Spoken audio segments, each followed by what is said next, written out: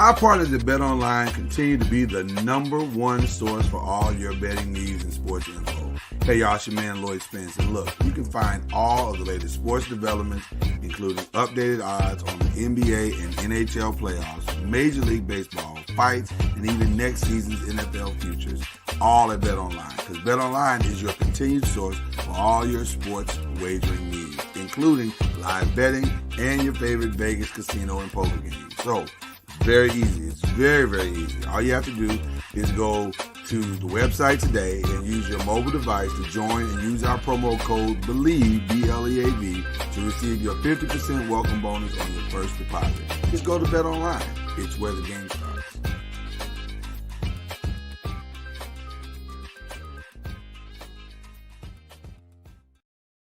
Popcorn World.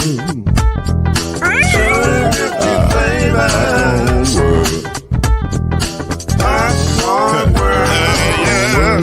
Yeah.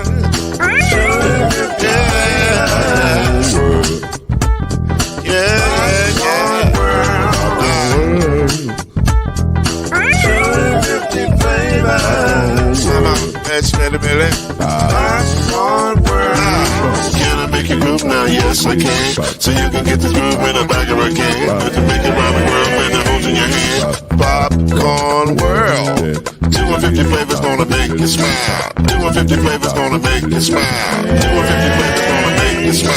I said popcorn make you smile. Ah. 250 flavors. Popcorn World. Popcorn World. Popcorn World. It's a popcorn world. It's a popcorn world.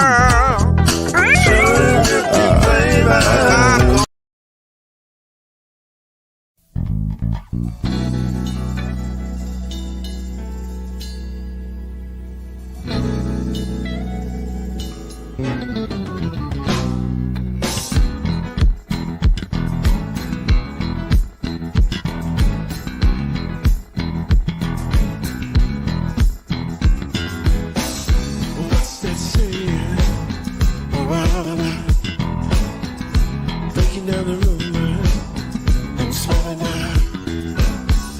Speaking for the people who will slow around. Taking truth to power with a whisper and a shout. We're talking noise. Oh yeah, talking noise. Hey yeah, say it again, say we're talking noise. Yeah, talking noise. Really don't have time to fool around. Never noise keeps us lined up. When truth divine, the sign that you hear is a sign of success. We're talking noise. Oh yeah, talking noise. Yeah, picking up all the time. We're talking noise. Yeah, yeah. Talking noise. Say it again. We're talking noise. Welcome to Talkin Noise, the daily podcast that brings you up to speed and keeps you informed about real issues affecting real people. With your host, Mr. Talkin Noise himself, Lloyd Spence. His beautiful wife, Mrs. Noise, Kenyatta Spence. The ever-informed Brother Noise, Alan Brown. And yours cordially, Uncle Noise, Shake Anderson. Come on in and join us as we reveal and opine today's most pressing issues. Real truth while having real fun. Talkin Noise is in your house right now. So sit back and enjoy Talkin Noise.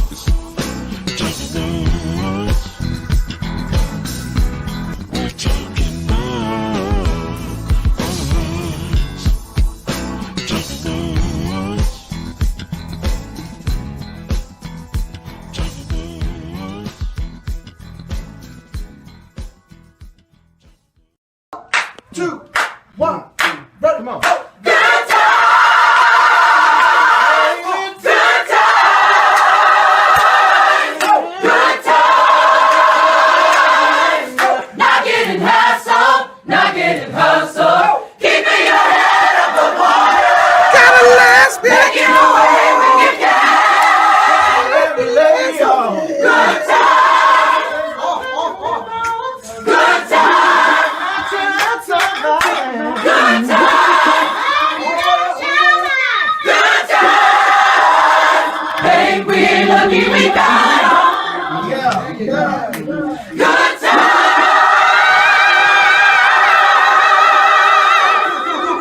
What's going on, good people of Noise Land? Look at this ambiance by Cuz tonight. I mean, that is giving off some hacienda down by the bayou. I don't know. It's nice. It's a nice ambiance with the flowers and the cross and the mirror. I like it. I like it. 2 thumbs up. I don't need 1 finger up. That is rude. That is rude as hell. How's everybody feeling tonight? Listen, I'm in this location because these Wahites won't fix my air conditioning. They won't or they haven't? It's hot up in this mother hubba, so I'm sitting out here in the open area so I can breathe. Oh my goodness. The last couple of nights I've done the show from my office, and it gets hotter than a mother hubba up in there. So I'm sitting out here in the open area so I can get some air. I got you. I got you. Well, we don't want you in there sweating like a hooker in church, or as y'all like to think of them, your members. I know, but by the time we finished the show, my drawers was wet. I said, I can't. Oh. Mama knows, I'm telling you the truth. We one thing we know is you telling the truth. True story. Right, True story. that is definitely in question. Look at Al looking like a proud papa. His baby singing in concerts and things. Look at your baby. Oh, it's my baby. For all we know, she was lip sync. Hey. She had a mask on. Come get this boy. Opal. Hey, there's an eye. Somebody come get this boy. And come get this remote control out of his hand. You know he's a remote control thief. Put it up high. What were you saying, Al? I said, she had a mask on the whole concert, so for all we know, she could have been Millie Vanilli. All right, spin out, say a word. Your baby sings too? She sings in the high school choir. She's in the family business. And your son sings. Oh, I tell you. My son is darn good at singing. Their daddy sang too, but he trying to act like he don't. Nah. And my daughter has a beautiful voice. She's just she's shy. Oh, well, listen, ain't nothing like those proud daddy moments where you get to sit and listen to your baby sing, and while you listen to the rest of a bunch of out of tune teenagers. The best part about all that bullshit is this was the last one of the year. Ain't God good? God is good all the time. All the time. All the He said time. he never leave me nor forsake. Come on. Mama knows how you feeling tonight.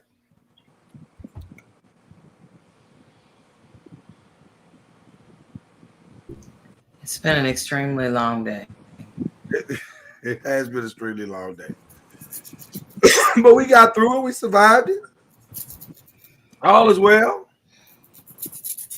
All is well. Shake it off, Mama Noise. Shake it off. Shake it off. We good. Noisemakers, it's good to see you.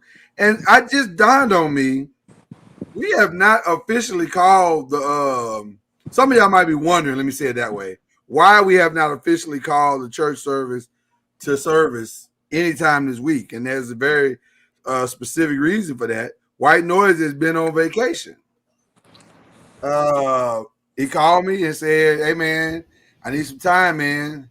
And I said, "Well, what's going on?" And he said, "My baby mama, man, she need, we need to get away." I said, well, listen, man, do what you need to do. Take care of your family. Because we family first here at Noise Media Entertainment. And so he took care of his family. By the way, I'm not sure y'all knew that White Noise's baby mama is a thick old sister. So White Noise is not gay? I'm saying not White Noise. I keep saying White Noise. White Organist. White Organist is not gay? No, why did you think he was gay? He's just a musician. He's not the minister of music. Oh, you said it all. You said it all. I'll shut up. Oh. I'll shut up. That's enough. Enough said. Move on. Well, we off to a flying start here in Noise Media tonight. Got to be more careful. Got to be more careful. I'm excited for them. They said they had a good time. Now which one of the baby mamas was this? Yeah. Don't do that. White Noise.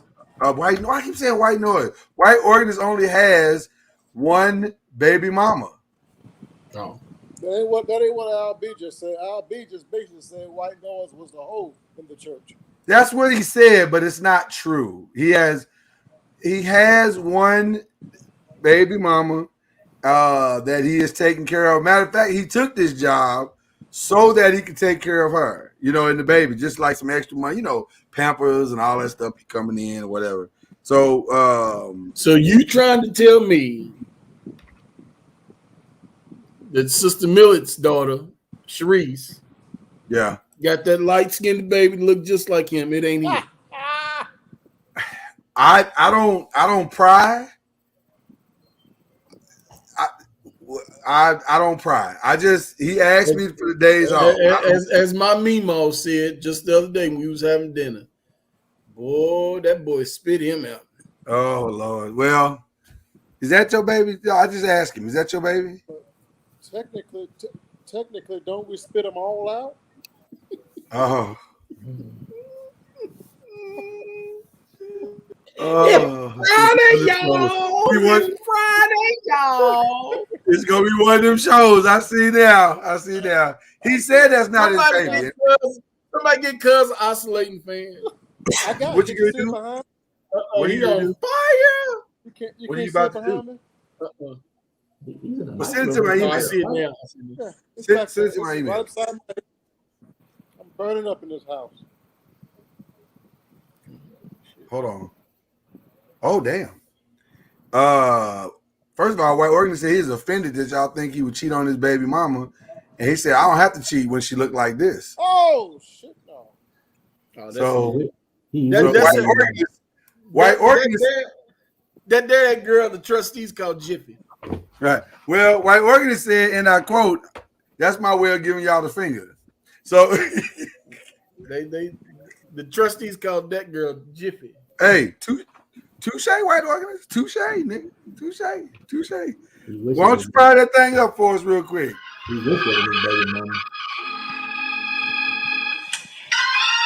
All right. Well, on behalf of White Organist's baby mama and white and black men everywhere who can appreciate the thickness of a fine sister, we open the doors of the church one more again. And hopefully Mama Noise will be in the mood for praise and worship later on. But nevertheless, we want to have a good time tonight here in Noise Land. Grab your Bibles and your church fans and lubrication if you need it. And let's just have a grand old time here in the house of Noise. Thank you, White Order. You blessed, brother. Hey, you blessed. Hey. You are blessed. He's so blessed. Put that picture back up one more time. White Organist is blessed, man. Man, I don't know if y'all noticed or not, but her kid is playing peekaboo.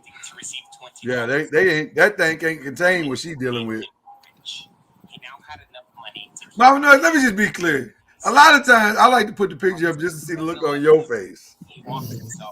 Because I know you're going to roll your eyes and stomp your feet, and it's a glorious thing, I have to say. She was fine yesterday, though.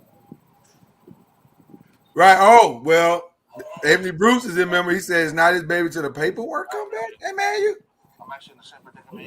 got some paperwork what's going on? being homeless. Somebody watching the movie? Sorry.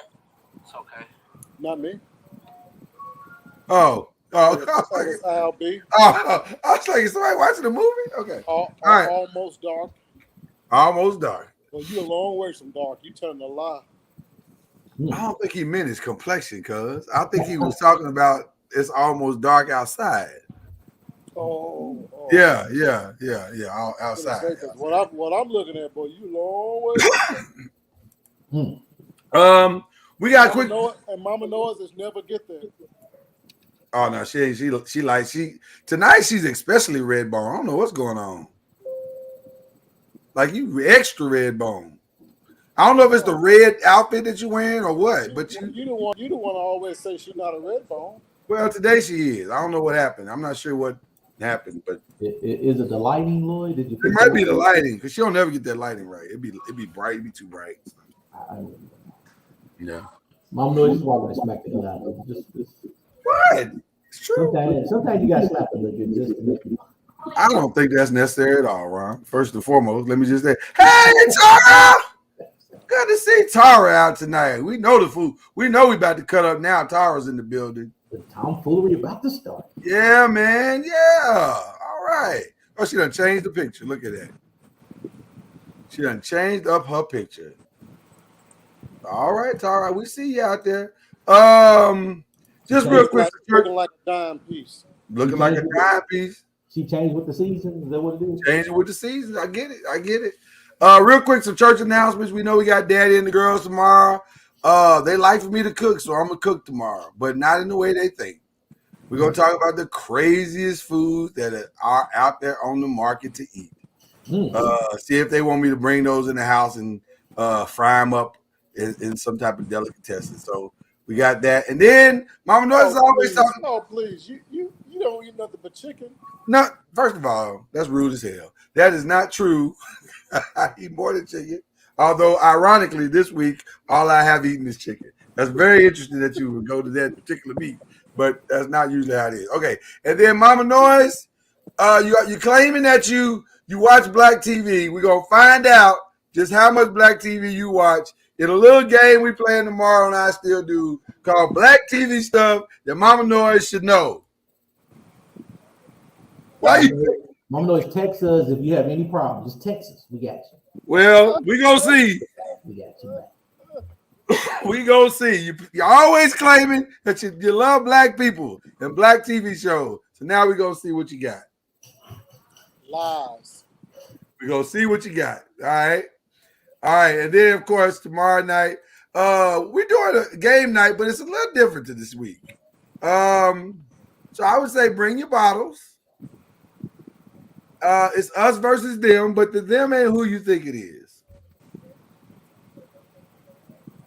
You have some guests coming or something with the them ain't who you think it is. Just make sure you bring any bottles that you want to sip on tomorrow night. We're gonna have some fun tomorrow night. Hopefully, Al B will be our host tomorrow night for the game night because he's such an excellent host. Is the them who we think they are? I don't think it is. You may guess it, but I doubt it. Put it in the chat. Let me know. Put it in the chat. You want Al B to be the host? You know, I was just thinking to myself. What were you thinking?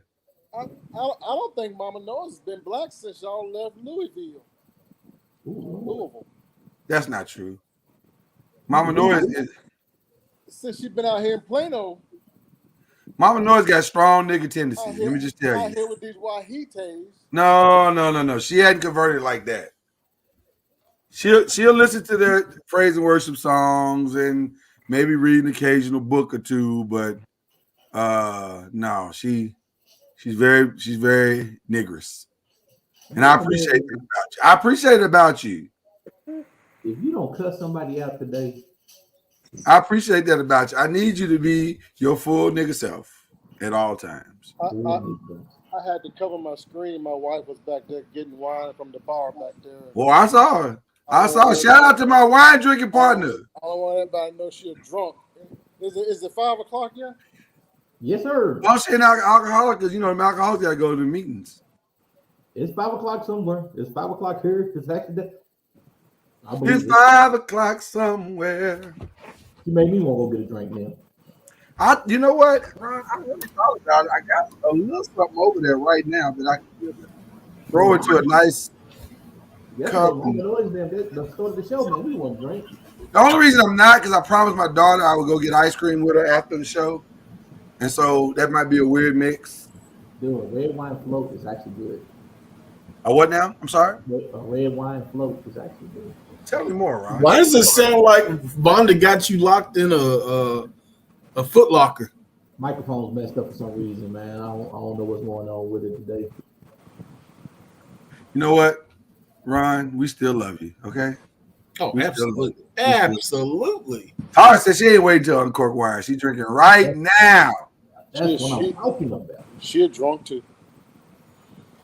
She gotta be a drunk. Cause it's 6:30 in Texas. Y'all drinking already? It's 6:30, man. It's an after work cocktail hour. Right, I don't understand. Was it that late? It is that late. 7:30 here, so shit. I should be shit faced. Let me go get me a glass. Everybody need to go get a glass. Mama knows you want a glass. Look, I'm down for getting the glass. Shit, Speaking of shit, okay, everybody go get a glass. I'm going to get a glass let's right go now. get a glass. Damn. I'm going to get a glass. Except Jay, he's offended because it's I'm too going early. to get a glass. Don't you say? Oh, we going to get glasses. We just get your glass. Everybody get your glass. No, Well, y'all Mama ain't gonna Noise tell me is the just one you time I left, get the so glass. hold it down till we get back. Mama Noise, do you want a glass? No. You sure? I got stuff to sip on. I know what you're looking for. That's why you're rattling that bag, but I'm good. Yeah, like Mama Noise. You're right, Tara. You are not a drunk. Jay need to hush. Why he going to get his? And furthermore, redemption bourbon and sweet tea. Mm-hmm. The problem is I ain't got nothing to mix this with. That's why it didn't sound like a good idea. Well, I'll sip slow. I ain't gonna sip fast. Oh my gosh. You know what I'm saying? Mm-hmm. I sip very slow. Mm-hmm. So depending on how this hit, you may be getting ice cream. I'll tell you that shit right now. No, I'm going to get the ice cream. Hey Hope, how you doing, Auntie? Listen, start talking about drinking now. Drunk auntie shows up. What? It's true. Oh man, this is gonna be nice. I can already tell this is gonna be nice. Oh my gosh. You know, sometimes you gotta get them little emergency bottles. And so I went and got a little emergency bottle of I gotta get back on the screen. Hey, does that sound better? Oh, that sounds fantastic. Yeah. Absolutely. I got me a Paul Mason with some mango. You right, Tara. I have been Just a little reeked sip. over the coals today, baby girl. Just a little sip. Just a little sip. I know. Sean said this is gonna get ugly. Sean, you're right. You're right. This probably ain't the right show for this, but you know. Well, you know, y'all said go get a drink, so you know I ain't gonna disappoint. Yeah, but you got a big old bottle. We just getting a sip now. We not look. Everybody just got a little sip of something. Just a little. Wow. Sip. Yeah, just to take the edge off of the night. We say sip. What'd you say, Tara? My son is a. I said Paul Mason, but it's really Mason. She's correct. I just said Paul. Okay. You know, I was trying to put the country in it. It's Paul Mason. I know, right? Look, Anthony Bruce said, so did we just move Talkin Noise to 7 p.m. because it's a terrible time to drink at 11? Well, it ain't a good look to drink at 11. I will say that. It's weird. That's right, cuz what's in the glass? It looked like some drinking at 11 not bad because overseas it's still about 7 anyway. You know. Cuz what's in your glass? Is that communion grape juice? No, this here ain't no grape juice. What you got, cuz? Whose idea was this? It was yours. No, it wasn't mine. God damn it, it was a good one though. I feel like it was a collective. You know how you start not networking, but what is it? What's the thing when you work together? Teamwork. This right here. Okay, all that shit. Brainstorm. Brainstorming. We brainstormed into a drinking session. But he said it's supposed to be. He said it's gonna be a light Friday. It's gonna be a light day. Listen, you going in? He's going in. He's going in. Always have some of that sitting on the shelf somewhere. I'm drinking Jim Beam. God. Hey, ain't no wrong with some Jim Beam. It's approaching 8:00 here, so it is officially Jim Beam hour. Yes, sir. Mr. Noise, I got some of them glasses you got there. This is a nice glass. Somebody gifted these to me, and I think they are just amazing. I love the bottom, the heavy. Oh, I love it. Yeah, I got a set so similar to that. Mine's not shaped like a triangle. Mine's more cylinder.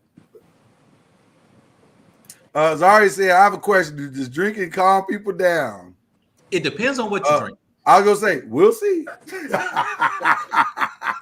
My rule of thumb is, Princess, dark liquor calms you down, clear liquor makes you wild. Yeah. Dark liquor make you sicker. White will make you fight. Oh my goodness. All of it makes me. Oh wow. Hope says she got a margarita though. We know. In one hand, what's in the other hand? Why we do that to drunk auntie? You know she buys in two. She don't buy one at a time. Margarita in one hand, a shot of tequila in another. That part is true. That is definitely true. Mama knows what you gonna drink for the evening. I don't know. I was very anxious. We all need a little something to take the edge off. Just a little something. Yeah, just a little something tonight, Mama Noah. You got your mango wine down here if you like. You got those you got more Mike Hard lemonades. Lloyd drunk them all. Oh damn! Okay, wait, now hold on. Timeout. Pass flag on the play. Traveling. I didn't drink all of them. All the rest of them. I just drank the last one. She threw you under the bus. Under the bus, and then backed that sucker over me. I mean, but see, you had your little stash somewhere and then drunk my stuff out because it was out in the open. But that's all right.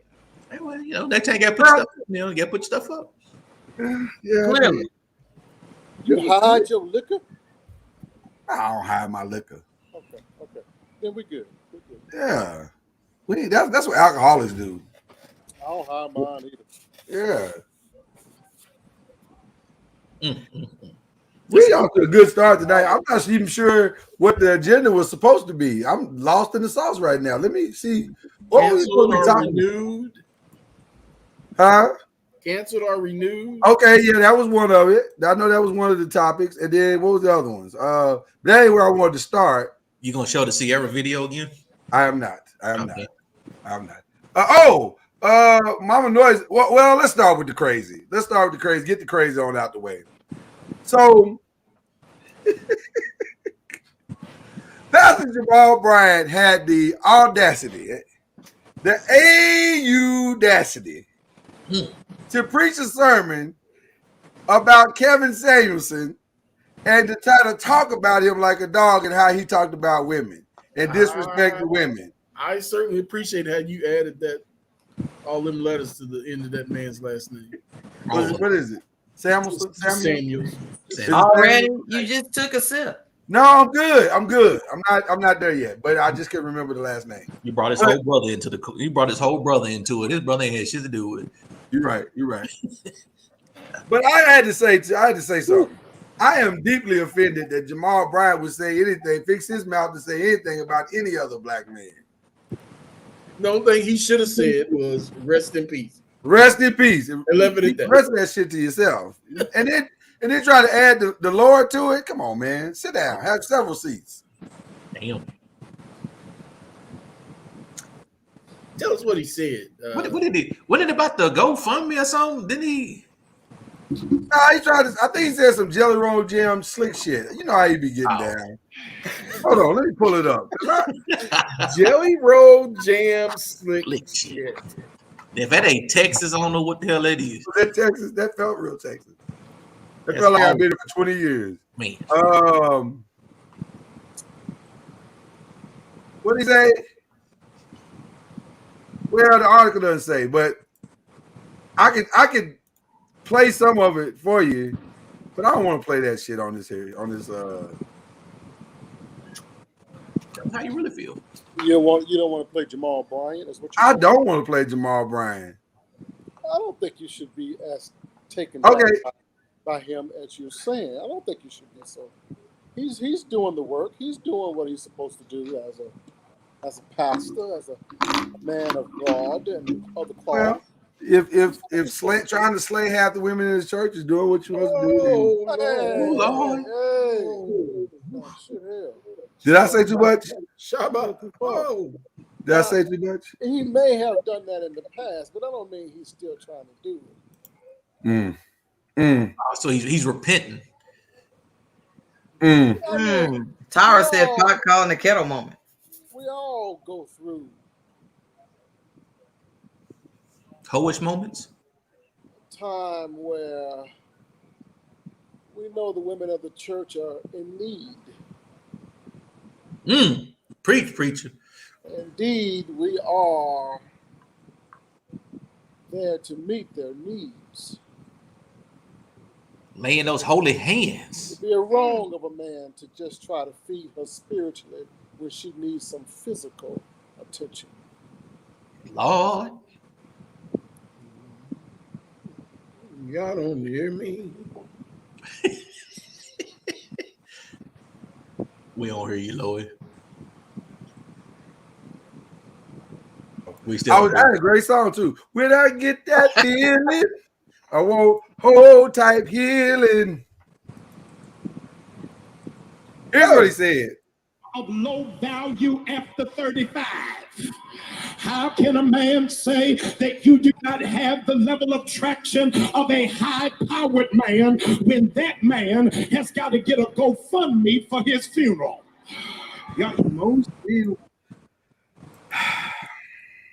That's a valid point.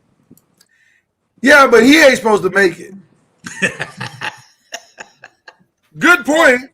But you shut your ass up. I do believe, as a pastor of a black church, if you can't stand with black women, you're going to have a real small church. Now, that part is true. Well, I mean, he is standing for black women. That part is very true.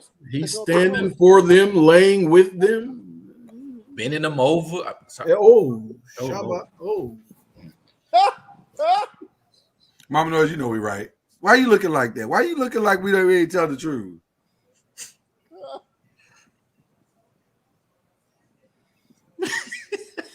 So I don't blame the man for speaking up. No, he got to keep the women in that church happy. I get it. Even when you've done wrong in the past, you have no other choice but to speak on what's right. Listen, it doesn't take a GED to figure out that nigga was wrong in what he was saying about black women. That's true. I don't care if you a saint, the devil, a heathen, a hoe, a backslider. I don't care what you are. You ought to be able to pick out the fact that man, you're not wrong. Black women was not right. Right, you're not wrong. And Kevin Samuels was wrong, but Jamal Bryant shut the hell up. That message. Let that message come from TD Jakes or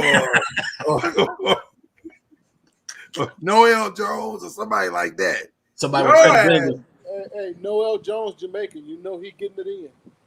Oh yeah, he been engaged in that chick for a long time. Mama knows what you ain't gonna do is pretend not to know Jamaican men. You married to one. Well, that's the first time you've ever acknowledged that. God, the Bible says to rejoice when the evil amongst them is gone. And that's only because it fit my argument that I say it.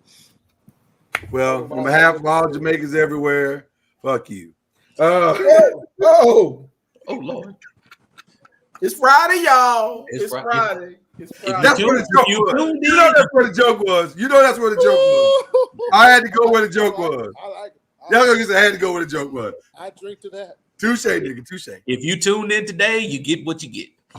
Listen, this is just gonna be a fun show. We told y'all that, but I just had to get that one out. I can't believe this nigga's out here trying to preach against the other dudes. And but Lloyd, the bad part about it, there's a lot of people that are standing up for him. Who, Jamal or Kevin? Kevin. Oh no, they riding hard for Kevin. They're riding. They're in the paint. Hard. They're going hard in the paint. And hence our problem. Because one dude I read said, how can women, rappers call them bitches, hoes, tricks, and all this, but yet they're not mad at the rappers, but they're mad at Kevin Samuels. How could you not be mad at the rappers, but yet you beating the shit out of Kevin Samuels. I'm like that. That's a valid argument. I can't argue with that. Yeah, that's a pretty solid argument. I tried to argue with it, but I was like, damn. Why stone Kevin, but yet you going out there buying that bullshit? I agree. I'll drink to that. Shout out to Kendrick Lamar, by the way, too, who dropped the jewel today. A jewel. Very nice, very nice. Should have brought my bottle over here with me. I'm gonna drink this little shit up real quick. Yeah, I don't think you're gonna make it to the end of the show with that one glass. I don't know why you niggas lied and said sip. Well, because that's we try to be, try to keep it light. It's been a long, hard week. It was a long, hard week. And I'm celebrating today. Hey, Ron, that's that Bacardi, ain't it? Not Bacardi. 20 grand. It's vodka and cognac mix. Oh, that's nice stuff. Yeah. Mama knows why you looking like that. Mama knows today's a celebration. Why you looking like I can't believe my guys are getting lit up like a Christmas tree on Black Friday. That's the look you're giving us right now? Did I hit that on the head? Yeah. But here's what's important to know, Mama Noise. I'll be in church bright and early Sunday morning. Not in church. You'll probably put up on TV, right? Bedside Baptist. Really, I plan to go to church on Sunday. Really? I think it's appalling. This is a serious conversation now. Serious. I think it's appalling that I didn't agree to that. I've been in Dallas, Texas now for 12 years. And I've never been to T.D. Jake's church. That's where you going Sunday? I've never been to the Inspiring Body of Christ church. I've been there. The mission too damn high. I've never been to Oak Cliff Bible Fellowship Church. Well, I've been all three of those churches. We got all these mega churches, huge churches. Yeah. Huge community pillars. And I've never been to any of them. I think that's sad because I really do love church. Maybe you're just not a mega church person. Well, I'm not a fight the crowd, fight to get down to the front kind of person. But still, I should go to the church. I'm thinking about going to TD. At least once. You're going at least once. At least once. Okay, so if you're going to TD Sunday, here's what I don't know how they doing the services now. Is it just one service? 9 o'clock. Yeah. Okay, so you have to leave. You're in Frisco. You got to leave at 6:30. What I don't need you to do is tell everybody where I live. Everybody know where you live. You know what? You've been on the show over a year. Lloyd, you don't think they'd have figured it out by now? Lloyd, how often do we have conversations that he thinks in secret, and we've had daily conversation? And the answer to that is daily. I didn't give him the address, nigga. I just said after every show. Okay, with a secret location that you're leaving from, you're gonna have to leave at probably 6:30 or 7.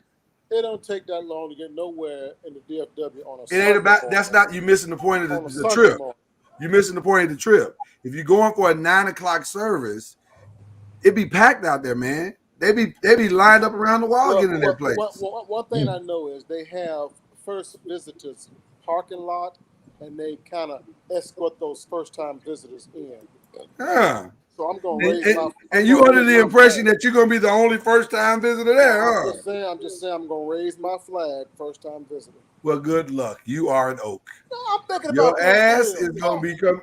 All joking aside, I need to go to these black churches. I've never visited them. I've been to all of them. What's the attraction? What's the attraction? Why do you feel a need to fellowship at one of the mega churches? Well, listen. All joking aside. Yes, it's a serious conversation. These are powerful men in the ministry. Whether you agree with them or not, oh yeah, they are. Tony Evans is extremely powerful, and TD is over the top powerful, and what's Inspiring Body? Ricky Rush. Ricky Rush. Or as he's known lately. Stop it. Powerful men in the ministry. What's powerful? Well, now listen. It's serious question, sir. Listen, I am a lover of church. I really am. I was born and raised there. And I love good singing. I love good praise. And I love good preaching. I love to hear a man put a sermon together from the text to the hooping. I just love how they navigate it. I love oratorical skills. That shit just turns me on. I mean, not like that, but Are you gonna take? I'm sorry, Mom. I didn't mean to say it like that, Mom. So is this gonna result into a conundrum? A conundrum between you and Oprah later? Like you gonna bring her back to the house? I have never heard Tony Evans preaching full. He's more of a speaker versus a Yeah. preacher, right? Yeah. But I've never really heard him do it at all. I've never been. Okay. Obviously, everybody's heard T.D. Jakes except for Ron, but I've heard T.D. Jakes. Until you reduce that cover charge, I ain't going. Well, I'll be damned. Yeah, I'm sorry, I was late. I missed it. I'm on this Paul. It kind of threw me off a little bit. There we go. Cover charge, Jesus. Cover charge. Yeah. I mean, we all know. I've heard them all. They're all good guys. They,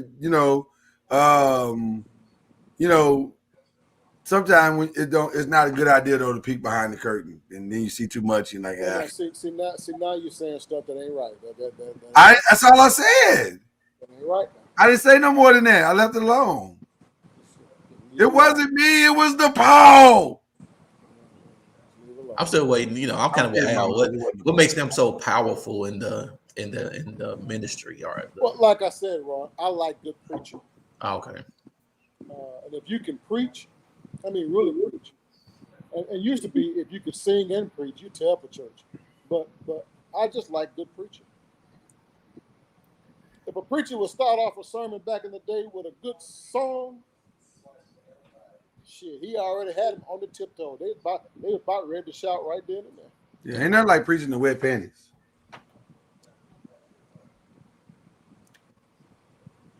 You know, how dare you make that face? You the one said you get turned on. So how dare you? Right. I'm just playing off the joke. You led me there. Look, I was just about to send T.D. Jakes an email telling him make sure you lock the door to the baptism area.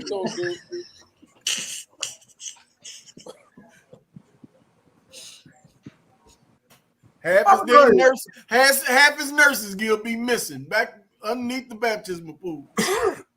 Mama Noise, who's your favorite preacher? I'm just curious. Oh, that's a good question.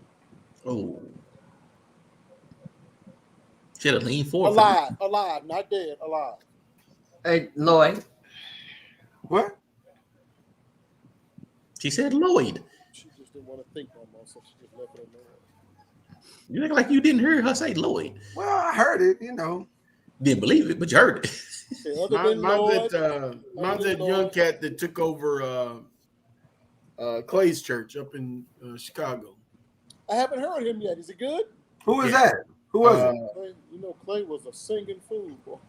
Yeah. Well, this is the second guy since Clay. Oh, really? Yeah. The other guy who was a young guy preacher, he actually left the church to focus on his music ministry. This Means War, young dude that does. Oh, yeah. Oh, Jenkins was after Clay Evans. Now Jenkins is gone, and they got this other young. Wait a minute, Charles Jenkins was the pastor. Yeah, he was after Clay Evans. I did not know that. Oh wow! I just thought he was a singer. Man, I'm gonna have to look it up. Wow! But the Charles young Jenkins. Now Clay would be flipping over like a damn fish. You wouldn't be happy about that. Grave to see how they worshiping. But hey, new times, new tricks. They just got a praise team. What talking about? Yeah, they got a wonderful, amazing praise team. But Ron, it's that dark sanctuary with the smoke lights and yeah, they put on the show now. Yeah, Ron, you got a favorite preacher? Juvenile. Say it again. Juvenile, yes. Prophet, Pastor Juvenile. that perfect sermon to back that ass up. He likes to sing before his messages too. You're a big fine woman. Won't you back that ass up? There you go. Nah, I don't have a one of my favorite hymns. I don't have a favorite, so. I love to hear you preach when you was preaching back in the day. I like what Tara said. Zan Wesley Holmes. Yeah. Good preacher. And you know what? All joking aside, Jamal Bryant can preach his ass off. That nigga. Oh, he can preach. What's that dude that used to? He knows the game. He knows the game for What's sure. that dude that used to be Barack Obama's preacher up in Baltimore? Jeremiah. Right. That cat can preach too. Yeah, he could. He can't preach no more though. How you can't preach no more? He had a stroke. No mean he can't preach no more. No, he had a bad stroke. Yeah, he had one of them I'm yet holding on kind of strokes. Yeah, he ain't doing well. Well, I like Bishop Noel Jones. I like him too, but I just don't understand half the shit he say. What you just say? Like I don't understand. Like Noel, you know, he's so deep. His definition and the rhetorical is. You have to listen closely because that nigga like, lose you. He'll lose you. Be like, oh my god, dude. You have to listen closely. Y'all niggas are better than me. No, he'll lose you. He'll lose you. He'll lose you quick because he go deep. Yeah, but you are correct. He is a good preacher, mama. Yeah, he is a good preacher. Reginald Sharp Jr. is their new pastor. Okay. I have no idea what that is. Google or YouTube, the young brother. We would enjoy it. Gotcha. Okay. He's a dynamic speaker. All right. I don't remember you said alive or dead, or you said alive, not dead. He said alive. But I don't remember his last name. It's so sad it's done left me because it's been so long. What was his name, Lloyd? The Archbishop. Veron. Oh, Veron Ash. Oh. That white boy can preach. Woo! I mean, goodness. I mean, he was white, but he was raised by He's raised in niggas. He was raised in who? He was raised by a Jamaican black woman. Niggerdom. That's a good one, niggerdom. And so that's why when he preached, he flip over to trying to speak some patois or speak. Oh, he could do it all. He could hoop, but that nigga was so intelligent. Like he was theologically trained. Is he dead? He is dead. He has a very sad story. It is not a great story at all. Like I had a chance to meet with him and sit with him and talk with him. And once you meet him and really sit down and talk with him, you go, damn dog, you ain't gonna make it. What? You ain't gonna make it. Because you could tell he was tortured.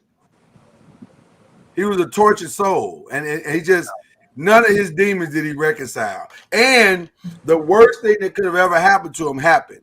He became Christian famous too fast. And he wasn't ready for that. And that destroyed him. Oh my gosh, he became one of the most requested. I never heard of him. Couldn't have been Archbishop Veron Ash. Restoration has to be more given to you than you lost. Now here's the problem with restoration. That's him. Restoration is messy. Out of where? Where was he? Oh, where was he from? A 1930s. Cali? Maybe. I know he would always say if you ever saw him out of the pulpit when he's riding his motorcycle with all his tattoos and stuff, you'd never even guess that he was away from the pulpit. He'd be doing it. He'd be drinking with us. You love him, Ron, because he was real down to earth and low key. When he didn't have his cassock on and collar and all that stuff, you think he was just a regular guy, a biker dude with black tendencies. Yeah, You know, I say I don't have a favorite, but honestly, my favorite was my grandmother though. Oh yeah, grandma can preach. Yeah. Wow. Bernice who? What she like, Ron? You met my grandmother. I never heard her preach though. But you know my grandmother. You're right, but she talked about the Lord. So if I had to pick, about the Lord. Because she held no punches, man. I mean, she broke it down to you. She talked about it. No, she didn't go into all that theatrical shit that they do now, all that performance shit that y'all, that everybody calls good. And she told you what it was. She told you about the word. She explained it. She made that shit relatable.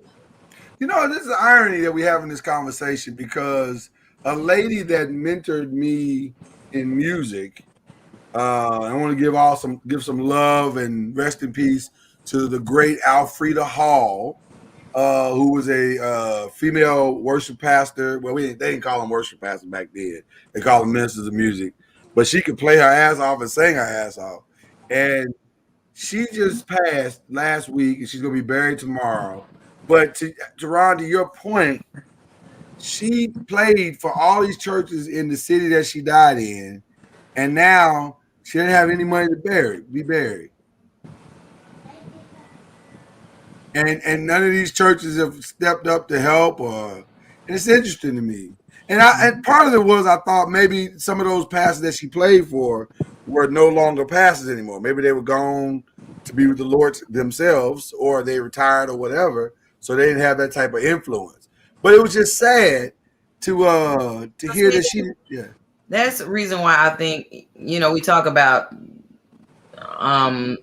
unionizing a lot of these different people that are, I don't want to say gig workers, but people that don't have an actual, they work at these different places, but they don't have benefits of any kind at these places. And church musicians and different ones that have positions that are paid, they don't have any of that, those resources. So it's sad, but you say, man, I wonder if they unionize some of this stuff where they have to have benefits and stuff, maybe that type of stuff wouldn't happen. Al, I want to ask you a question, but I don't want you to tell all your pastor's business.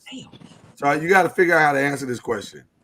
Is your pastor taken care of primarily by the church, or is he dual vocational? That's probably the best way to say it. You understand what I'm saying, right? Right. My pastor's only job now is pastor. Okay. However, he retired after 36 years with the city. He retired as the assistant director of waste management. So he has a retirement, and so he has health benefits through the city. So, do y'all know Stephen Darby? That's what Sean asked. That name doesn't sound familiar to me. Never heard it.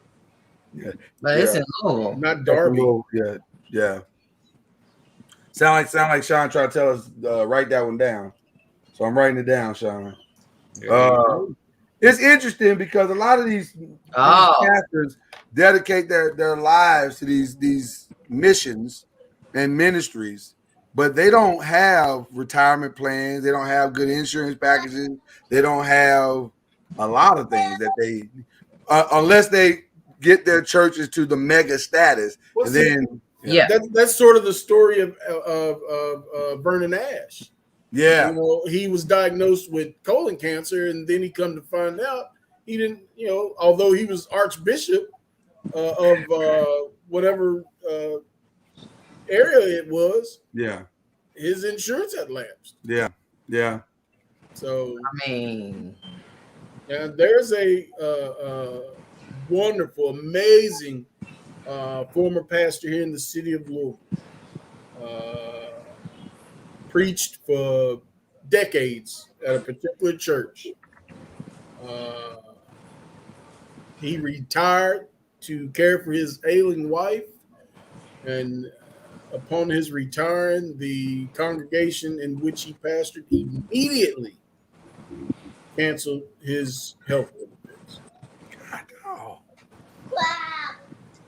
That's a, see, the baby had it right. Even The baby the had, baby said, Even the baby baby was like, wow. wow. So Yeah. it's some mess. Yeah, it's a mess. Yeah. Don't feel like God's in that, is it? Can you say it again for the people in the back? I'm just saying, don't feel like God is in that. Well, the truth of the matter is, most preachers, most pastors,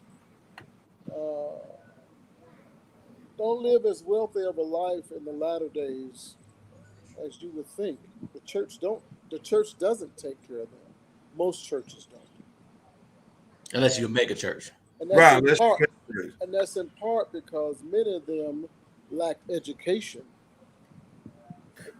And therefore, the bylaws and the other kind of laws and all them laws were not really spelled out very well. So you were really up to the whim of the deacons and the trustees.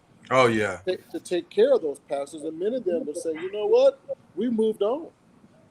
Yeah, and you're saying they running a scam. It's not really a scam. Most of them are, and especially if they die before the wife dies, the wife is basically penniless. Yeah. Yeah. If your boys are supposed to take care of you. But here's the truth of the matter. If you don't have a large or rather prosperous congregation, you're barely making it from month to month anyway. Right, you're screwed. So unless you're in the you cut every corner you can, and so marital, spousal benefits may be part of that cut. So I can see, because I know that maybe being generous 15% of the entire congregation is footing the financial burden of the entire church. That's the other problem, right? I think you are being generous. So, but there's also the other issue you have. Is it also that you got too many and you're spreading your funds out too far? Too many churches? Yeah. Oh, it's way too many churches. Oh, yeah. Yeah. Now, and Tar is 1,000% correct. UMC is one of the few denominations that they do it better than most. Like, it doesn't matter the size of your church, the pastors are reasonably well taken care of. Like, they try to pay your salary, they try to keep you in the health insurance, they try to make sure that you're taken care of. Yeah. Yeah, but they'll come up to you at any moment. This ain't cutting it. Move on. Yeah, they'll move you on now. That's the catch-22. They'll move you from one city to the other in a heartbeat. Hey, I hate to be ignorant, but UMC, United Methodist something? That is correct, sir. United Methodist Church? That is correct, sir. Or United States Marine Corps, whatever. Yeah. However you want to look at it. Tomato. This is all Jamal O'Brien's fault. We moving on. Well, listen, hold on. Before you move on, one of the ones I enjoy listening to the most is Freddie Haynes out of Dallas, Texas. Freddie Haynes! That Negro can preach. I figured he's your speed. Yeah, one of my all-time favorites. What do you mean? He's my G. Patterson. Lloyd took me to one of his services, and I will never forget the title of the message. Well, not all the title of the message, but the last part was, "What do you do when you got junk in the trunk and it smells like funk and the this and the that?" I was like, "Oh, this end is wrapping the service. What is happening right now?" This nigga rolling weed. So I was like, "Okay." Well, when you in the hood, you have to preach a hood message. You can't be going up in there talking about exegesis in the text and all that. Right. And when you're in the hood, you should not be preaching hood messages. You got to bring in their message that'll reach the people. Well, I preached a message that would get to the people, but I didn't have to rap it. I didn't even have to exegete. Mama knows a whole lot of black folks listening to other music other than James Cleveland and Kirk Franklin.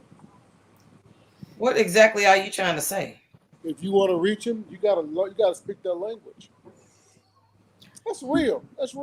I appreciate you telling me like I don't know nothing about it, but go ahead. What you talking about? And I was co-signing Bishop Gilbert Patterson, was as nice a man as he was great a preacher. He was a great preacher. Yeah, great preacher, but maybe even a better man though. I want to transition.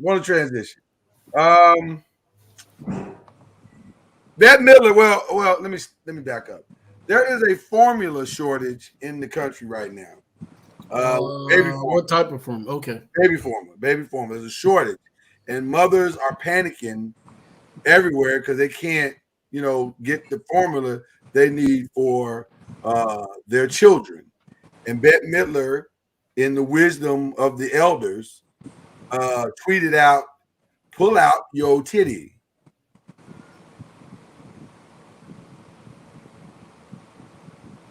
That's it. That's the message. Are they pulling them out? I don't know, but I think it's a solid message. No, it's not. What do you mean?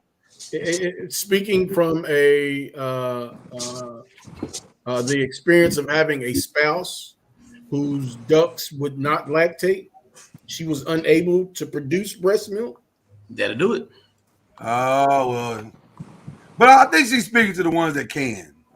Because I was going to say, let keep it a buck. I will say, when I was pregnant with my first child, we old folks call it your milk came down, your breasts are engorged, and you want to pump milk and stuff like that. That sounds an outstanding idea.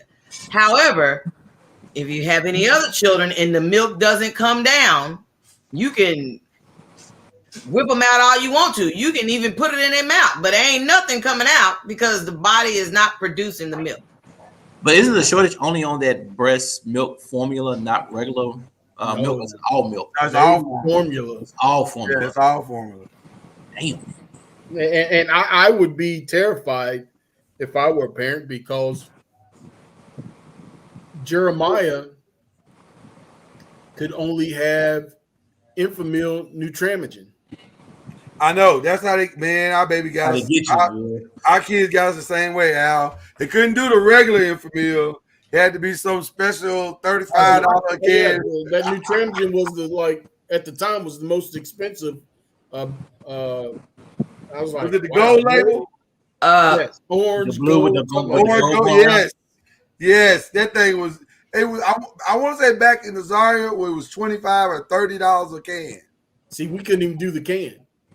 The powder, y'all had to do the. Yeah, we had to do the liquid. You had to do the liquid. You can do the powder. You can do the liquid. Ready feed. Yeah, we had to do the liquid. We did the ready feed for Naya.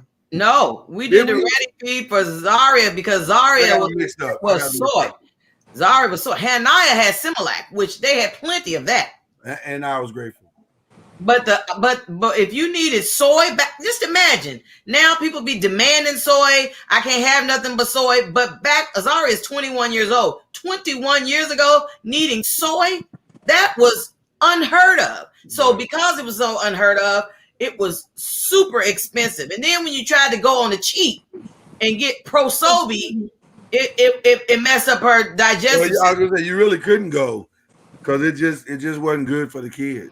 So you had to go pay it. Get gassed up, cry 24 hours a day. Let me tell y'all something. One of the worst nights we ever had was being young parents and not knowing the signs of colic. And that kid was doubled over in pain. We was like, what? Screaming at the top of her lungs. And we were like, oh my God. Well, what do we do? Look, I had Vanessa over my house, holding my baby upside down, blowing smoke, because that's what the old folks used to do. Blow smoke in their face, hold them upside down, put them in their little chair, car seat on the dryer. We tried everything. Yeah, it was rough. That's it. That's my nightmare. $34. Oh, it's $35 now. That's not your nightmare. That was it, wasn't it? No. No. Azaria's milk was white and red label. And it was one of them had gold label because I was the one buying it. Hers was Isomil to show you that it was clearly not like the rest. It was soy milk. Now Hananiah's, like I said, hers was Similac, and that was like everybody know the blue and white label for Similac. But that yeah, the one of them was on a gold label. I remember it because I had to buy it. I didn't like it. It was too expensive. I had 2 Similac kids and 2 Infamil kids. But with the price of the formula and the price of them damn diapers. That's that what they call it, lactose intolerant children with that they had to have that Isomil because anything that was milk they wouldn't have it. Were you in all the way on the diapers, changing the diapers? Were you in all the way the whole time, diaper for diaper, you and your wife battling out? Were you changing them diapers? I raised my daughter by myself. Lies. It's the truth. Lies. Why you say you raised it by herself? Like her mom was in school. Don't mean you raised her by yourself. I did. She was out of town. Listen, Ron, my story is my story. I'm not gonna lie to you guys. That's why I didn't hit you with the button. That's why I didn't hit you with the button because it felt real. I mean, it's the truth, man. I mean, goddamn, what do you want me to say?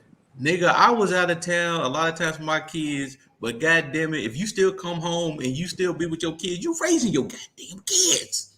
Okay, so wow, that escalated quickly. So my daughter, you the type, you the same brother. How about I gotta go babysit my kids? Nigga, you ain't babysitting your kids. My daughter was born on a Thursday. That Monday, my wife was back in Miami, Florida, back in college. Oh wow! We lived in Tampa.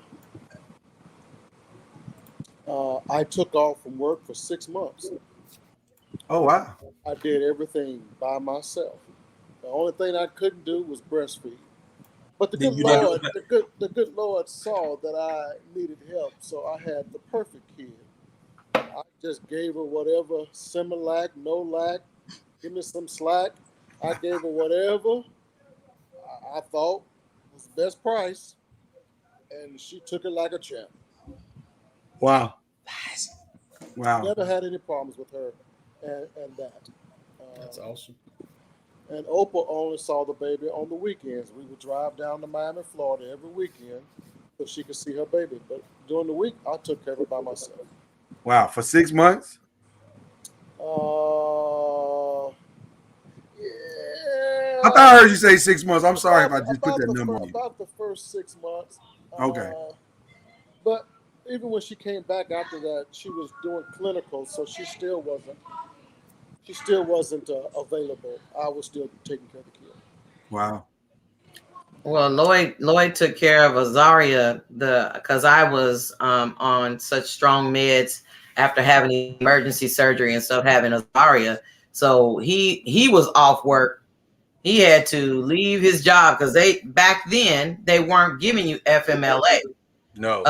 To say I want to stay home and take care of my wife. They was like, you just tail out. You gotta come back to work. You gotta come back to work. Bruh, you need to come back to work. He's like, hey man, my wife is on such strong meds, she don't even know if she's going or coming. And they were still like, you still need to come to work. And I mean, I appreciate that he was able to jump in there and a brand new baby, jump in there and start changing diapers and feeding her and stuff. I mean, when I finally got myself together and finally started feeling better, she almost didn't know me because he was with her so much. All my kids are older than y'all, so. All your kids are older than us. I got the oldest kids in the bunch here, so. Yeah, you do have the oldest. Yeah. Can I ask a question? Was the first night trippy to you?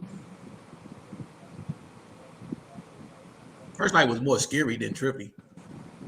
Because you don't want to sleep. You can't sleep. We did not sleep. Can I tell you what my first night was? I tried to rock her to sleep. She didn't do that. I tried to burp her, pat on the back and, to sleep. She wouldn't do that. So finally, I just turned on the TV and tucked her in the corner right there. And we just sat there and watched TV till we both fell asleep. I was the last of my siblings to have kids, so I knew when the nurse said, "Do y'all want the baby to stay in here with y'all, or do y'all want us to take her to the nursery?" Or take him to the nursery. Man, take his ass to the nursery. Wow. Because you knew you gotta get them first couple nights. You gotta get your sleep. If you don't get your sleep on first I was so nervous. I was just like, we just gonna tough it out, me and you. We'll figure it out. Eventually we'll figure this out, but I'm not gonna worry your first night home. Well, I agree with Al. When Hananiah came home, when I was at the hospital in Hananiah, because that was another emergency situation, the doctor was like, "You want us to have her in here with you?" I said, No. She had such a hard delivery, and she had so many bells and whistles hooked up to her and stuff, because she was technically, it really wasn't an option. Hananiah stayed in the NICU the whole first week. And so I was like, maybe that'll give me a chance to sleep, because I've been so exhausted. Even though I was on bed rest, I was not bed resting. I was busy calling shots and stuff from the bed, which was totally defeating the whole purpose of me being on bed rest. But we didn't stress as much with the second one. We kind of had the system down by the second one came. So we was like, we got this one. But that first one was nerve wracking. Boy, because that's your second new car. You did everything you could on your first new car. Second new car. We wasn't tripping. We ain't gonna do all that. Matter of fact, we laid our ass down in the crib and went to sleep. You don't buy Huggies. You don't buy Huggies on the second new baby. Yeah, the second one. Yeah, you go lay down. On the first one, for me, well, my only one. Yeah. I mean, I hate to say that it was perfect, because nothing's perfect, but it was so easy with her. She never slept in our bed one night. Always slept in her own crib. That's nice. And I never, ever had any issues. I tell her that all the time right now. You saved all the problems when your ass got older, because when you was little, you was perfect.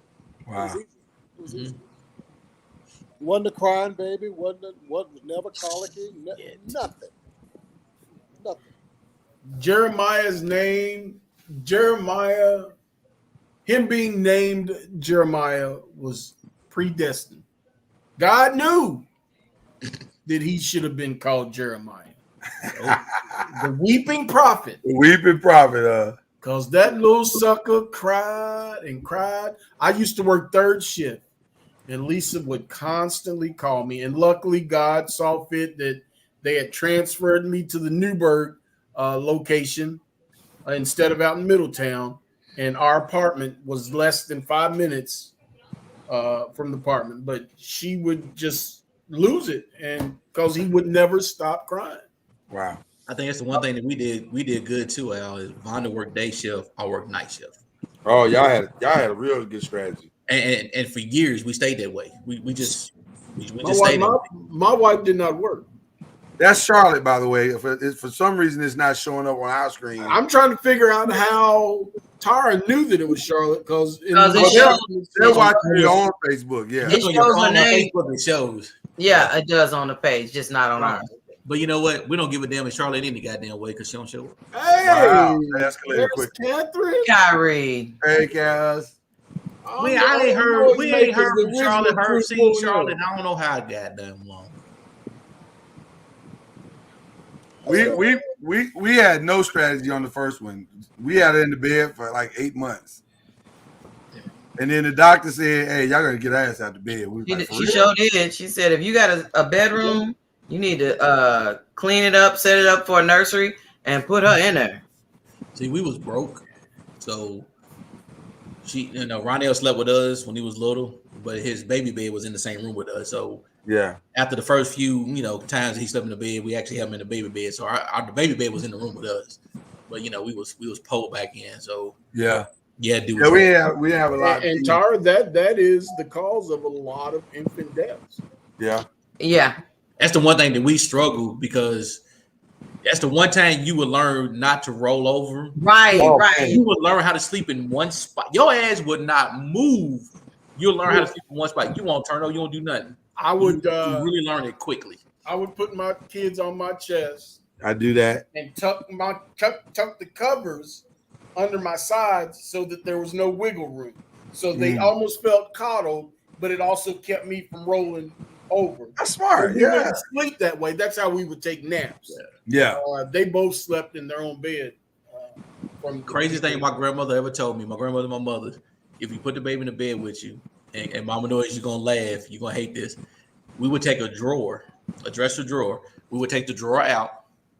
I heard people doing that. Put that in the middle of the bed, make that into a little bed for the baby. You put the baby in there. Yeah. So that way, if you did try to roll or anything, you always hit that dresser drawer. I heard of it. You set yourself up that if you roll, you felt it, you knew to move up. But we would put the baby in the dresser drawer in the middle of the damn bed. Wow. People think this shit's crazy, but I'm telling you, it works though. Old folks teach you shit that I'm telling you. Some of that stuff is. You don't get that knowledge any damn more. The good thing with us, we rarely slept at the same time. We did, yeah. I mean, weekends is the only time we ever slept at the same time because during the week, first shift, second shift, or if I was on third shift, she was on first. We only slept together really on the weekends when we were both together. Wow, I'm like Catherine. I slept. I laid completely still, and I didn't even have her between us. I slept her on the side because I knew I wasn't moving. I wasn't moving. And I didn't want Lloyd to be uncomfortable, Lloyd not to be able to rest and turn. Well, a lot of them nights though, I didn't sleep in the bed. I just went and slept on the couch because I was like, I'm gonna move, and I don't have that discipline to just lay there on one side, and so I just sleep on the couch, and I'll come back and forth and check. But when that doctor said y'all got to get out of the bed, and Ken said cool, so he came home and Ken stuck Azaria in the bed, and that chick screamed her head off. I left the house. I said, I'll be back when she stopped. I said, you know what? You a chump. I went and hooped. That's crazy. I never, ever allow our daughter to sleep in our bed, even when my wife would want her to. Yeah. Nope. She's not sleeping in our bed. Because, my bed is all about sex for me. I wake up with a hard dick. I got to have somewhere to put it. Right. And I just never wanted my daughter to be laying beside me. Well, now we laughing, but that's actually true. I didn't want that either. And since I do sleep in Fuego, I don't want the kids coming in. Oh, what the what? I don't like that. I do sleep in Fuego. In Fuego is fire, so you got a burning sensation. You got a burning sensation? I was going to ask the same question. You on fire? Okay, fine. All natural. Is that better? You in plane? Or everybody won't take a nigga seriously. I thought you were going to get a shot. I was hoping. Y'all correct me on my Spanish, so. I remember once or twice my wife would demand she has to sleep in the bed tonight. She's not feeling good. So I say the only way she can sleep in the bed, she has to be on your side of the bed. You have to be next to me. That's right. When I roll over, I'm going. I got to put this thing somewhere. Would you wouldn't put it in there with the baby in the bed, would you? That's a little. I can't do it. That's a little awkward right there. I can't do that. That's not a motivator. Yeah. Most people learn how to control themselves. Whatever. Put that baby where that baby belongs, because this bed is about sleeping and that's why I never understood Michael Jackson when he said that the bed was sexual. The bed is sexual. You a damn lie. He was acquitted on all charges. The FBI came back and said he did nothing wrong. The bed is sexual. He said he was acquitted or all charges. FBI said he was acquitted on all nothing. That's true. He was acquitted. Going to the popo, the real popo, the main popo. He was acquitted. I know. Y'all, they canceling shows left and right. Y'all know that, right? Who got canceled now? Man, folk getting canceled, bro. They canceling shit. This is you should have voted. First of all, let me just tell you, if you wanted your favorite TV show not to get canceled, you should have stood up and fought for it, because it's open. For some of these shows, it is over. Hold on, let me pull up the list. The latest list. Let's see. Netflix, they canceled Gentrified, Cooking with Paris, Another Life, The Babysitter's Club. That Ain't no shit I watch anyway. I don't watch. Well, I see why that shit got canceled. I wasn't watching none of that. Archive. What is this? On the Verge. I don't watch none of these. Grace and Frankie. They didn't really get canceled. Grace and Frankie is over. Like that show's over. Peacock canceled The Lost Symbol and that Saved by the Bell remix. They needed to get canceled though. That was some bullshit. Everybody was halfway gay and all this. I didn't like it. It was crazy. CW canceled Naomi, Charm, Dynasty, Batwoman. Batwoman got canceled? Batwoman gone, player. Damn. It's over. Who else got canceled? Fox canceled The Big Leap. Hold on, Charm. Oh, girl was kind of thick on Charm, though. They had a nice little thick sister on Charm. Well, she can carry a thick ass on. She's over. The only reason I watched the show was because of her. Well, that's what syndication's for, Ron. Support my black women. You got to support your shows, man. You got to support your shows. NBC. Now, this one was shocking to me. Keenan got canceled. They kept that. I'm not surprised, though. They kept that dumbass Grand Crew and canceled Keenan. I was shocked by that. I'm not shocked on that one, dude. You know, I like Keenan. I did too, but he wasn't getting the support that he wasn't getting. See, Mama, know this way you gotta watch black shows. The good ones get canceled, and then we stuck with bullshit. The truth come out tomorrow. Truth come out tomorrow. Mama. You have to first be black. Oh wow. She's blackish. She's black. Redbone. Remember? Blackish. Yeah. Close to being black. The Eve show with my Eve and what's the name? Brandy. Queens gone. And when they were, ain't that the one where they was supposed to be singers or something? They rappers, yeah. Gone. Take it to the house.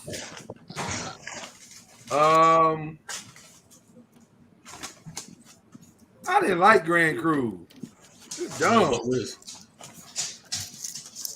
I think that's pretty much it. Did anybody's favorites get canceled? Just asking. No, it sounds like we're all happy with the. Yeah, I ain't had nothing favorite that was canceled. Me. Yeah. Only watched Charm for the one sister. So was she that fine, right? She was alright, man. She was alright. Was it Charmed or Naomi? Charm. She was alright. Okay, and there's a sister on Naomi that you like. Oh, Charm. On Naomi. I don't know why I keep talking about Charm. I mean Naomi. The only show I watch on Netflix, and I need to watch more because I know it's other good ones out there, but I just like Ozark for some reason. I love. Oh my God! Did you watch the end? Did you watch the? I haven't. So don't talk about. I'm not gonna say anything, but who? I actually went back to season 3. I wanted to start over season 3 so I can refresh my memory. It is. Ozark's a damn good show. Damn good show. That's a well-written show. Yeah. No one else watched Ozark? No, we out here by ourselves, brother. Okay, I understand. Like Kanan and what's Kanan, Catherine? You talking about Raising Kanan? She's saying Keenan. Oh, Keenan, gotcha. I love Keenan. You know, I've never seen Grace and Frankie, but I heard it was a good show.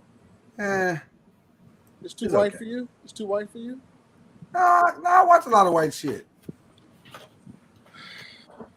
I do. I like the Wahites. They entertain me. They amuse me. But sometimes it's hard to find white humor funny because there's a difference in.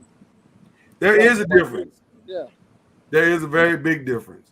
Like, okay, like what's a white show that you watched that you love, but most black people be like, eh.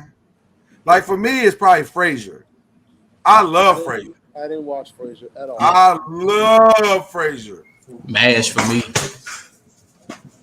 I will watch MASH. I kind of like MASH. Surprisingly, a lot of black people like MASH. I'm not sure why, but they did. I kind of liked it. It was corny as hell. It was. It was the quirky corniness that Yeah.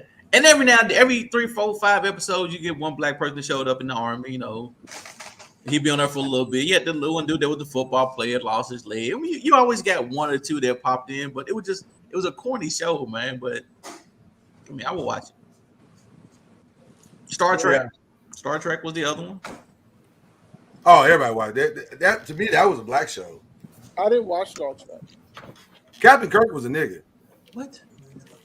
I didn't like. No, it ain't. I told y'all a week, right? I didn't like Star Trek, and I didn't like the other space show. What's the other one? You didn't like Star Wars? Star Wars. There you go, Mama Noise. Didn't watch either one. That's because you don't like sci-fi. Well, I mean, I like more tits and ass, and they didn't show it. I didn't like that. It's got to be more to life than that.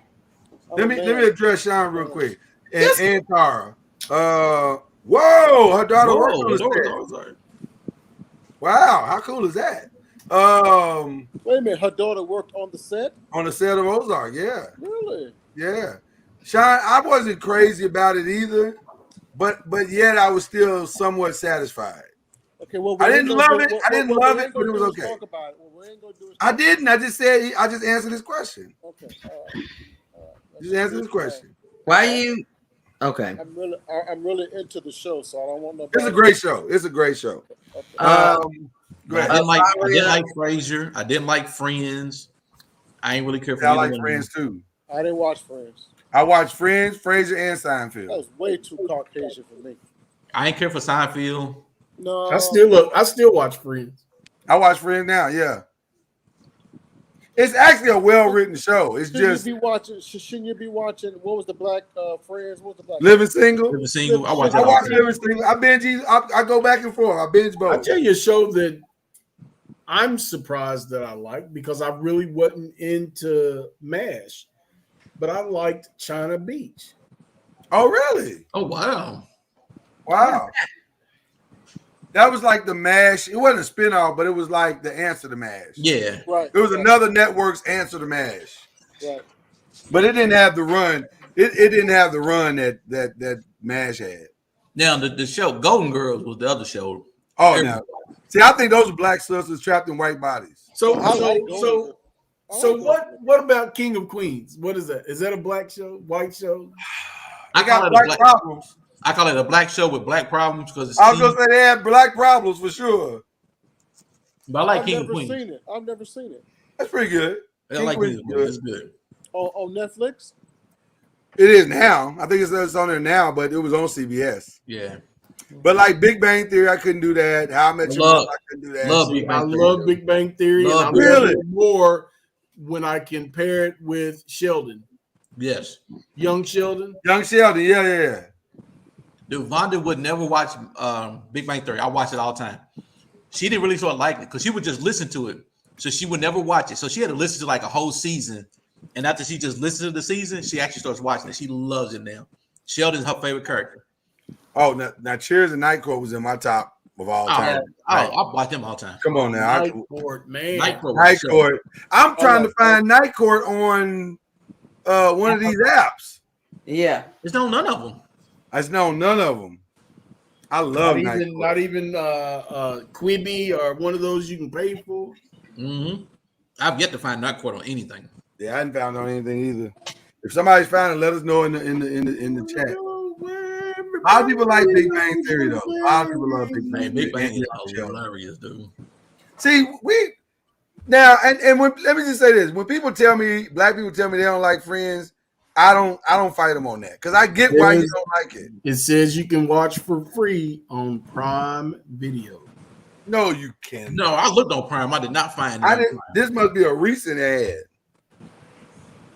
Because if so, guess what I'm binge watching this weekend? Oh, it says Prime Video for free. Hang on, I'm about to go watch this. This must be new because we couldn't see it. Breaking news. What you say that is? Oh, sick now. Go binge this weekend. Okay. I'll be watching number Night Court all weekend, dude. Boom. Love me some Night Court. Yvonne Smith. Oh, Sora. You said she watched on Prime. Oh man. Okay, I'm watching it this weekend. I love Night Court. Oh my gosh. I'm gonna watch all the free ones and then that's it. I ain't buying it. Another crazy white show. Oh, Anthony Bruce saying, is it on Prime? Wait a minute. It's on Prime, brother. Breaking news. That's breaking news right there. What's the black show you refuse to watch? Blackish. You know what? You gotta do that. Lord can't bless what you just said. There's a whole bunch. Blackish is a good show. Blackish is brilliant. Dude, I watched a couple episodes, and after that, I can't watch ATL. Because you went in too early and didn't commit. ATL. I'm not. I hate ATL. What's ATL? The movie? The TV show. The little show. Whatever. Oh, Atlanta. Atlanta's fantastic. Whatever it is that I've never watched. Don't watch Power. Atlanta might be the best. Atlanta might be the best show on TV right now. I don't watch Power. I don't watch second chapter. You've never seen it, so how do you know? Lies. See, the Lord can't bless that either. I'm tired of drug movies, man. It's only so many more drug movies. That's not what Atlanta's about. Not about Power. I'm so tired of Power. Power. I'm not gonna fight you on Power because I get it. If you don't want to see it, I definitely. What was that other show I've never watched? I definitely get that. Was it the Shad, the Chad, the Chi? I've heard the Shy is fantastic.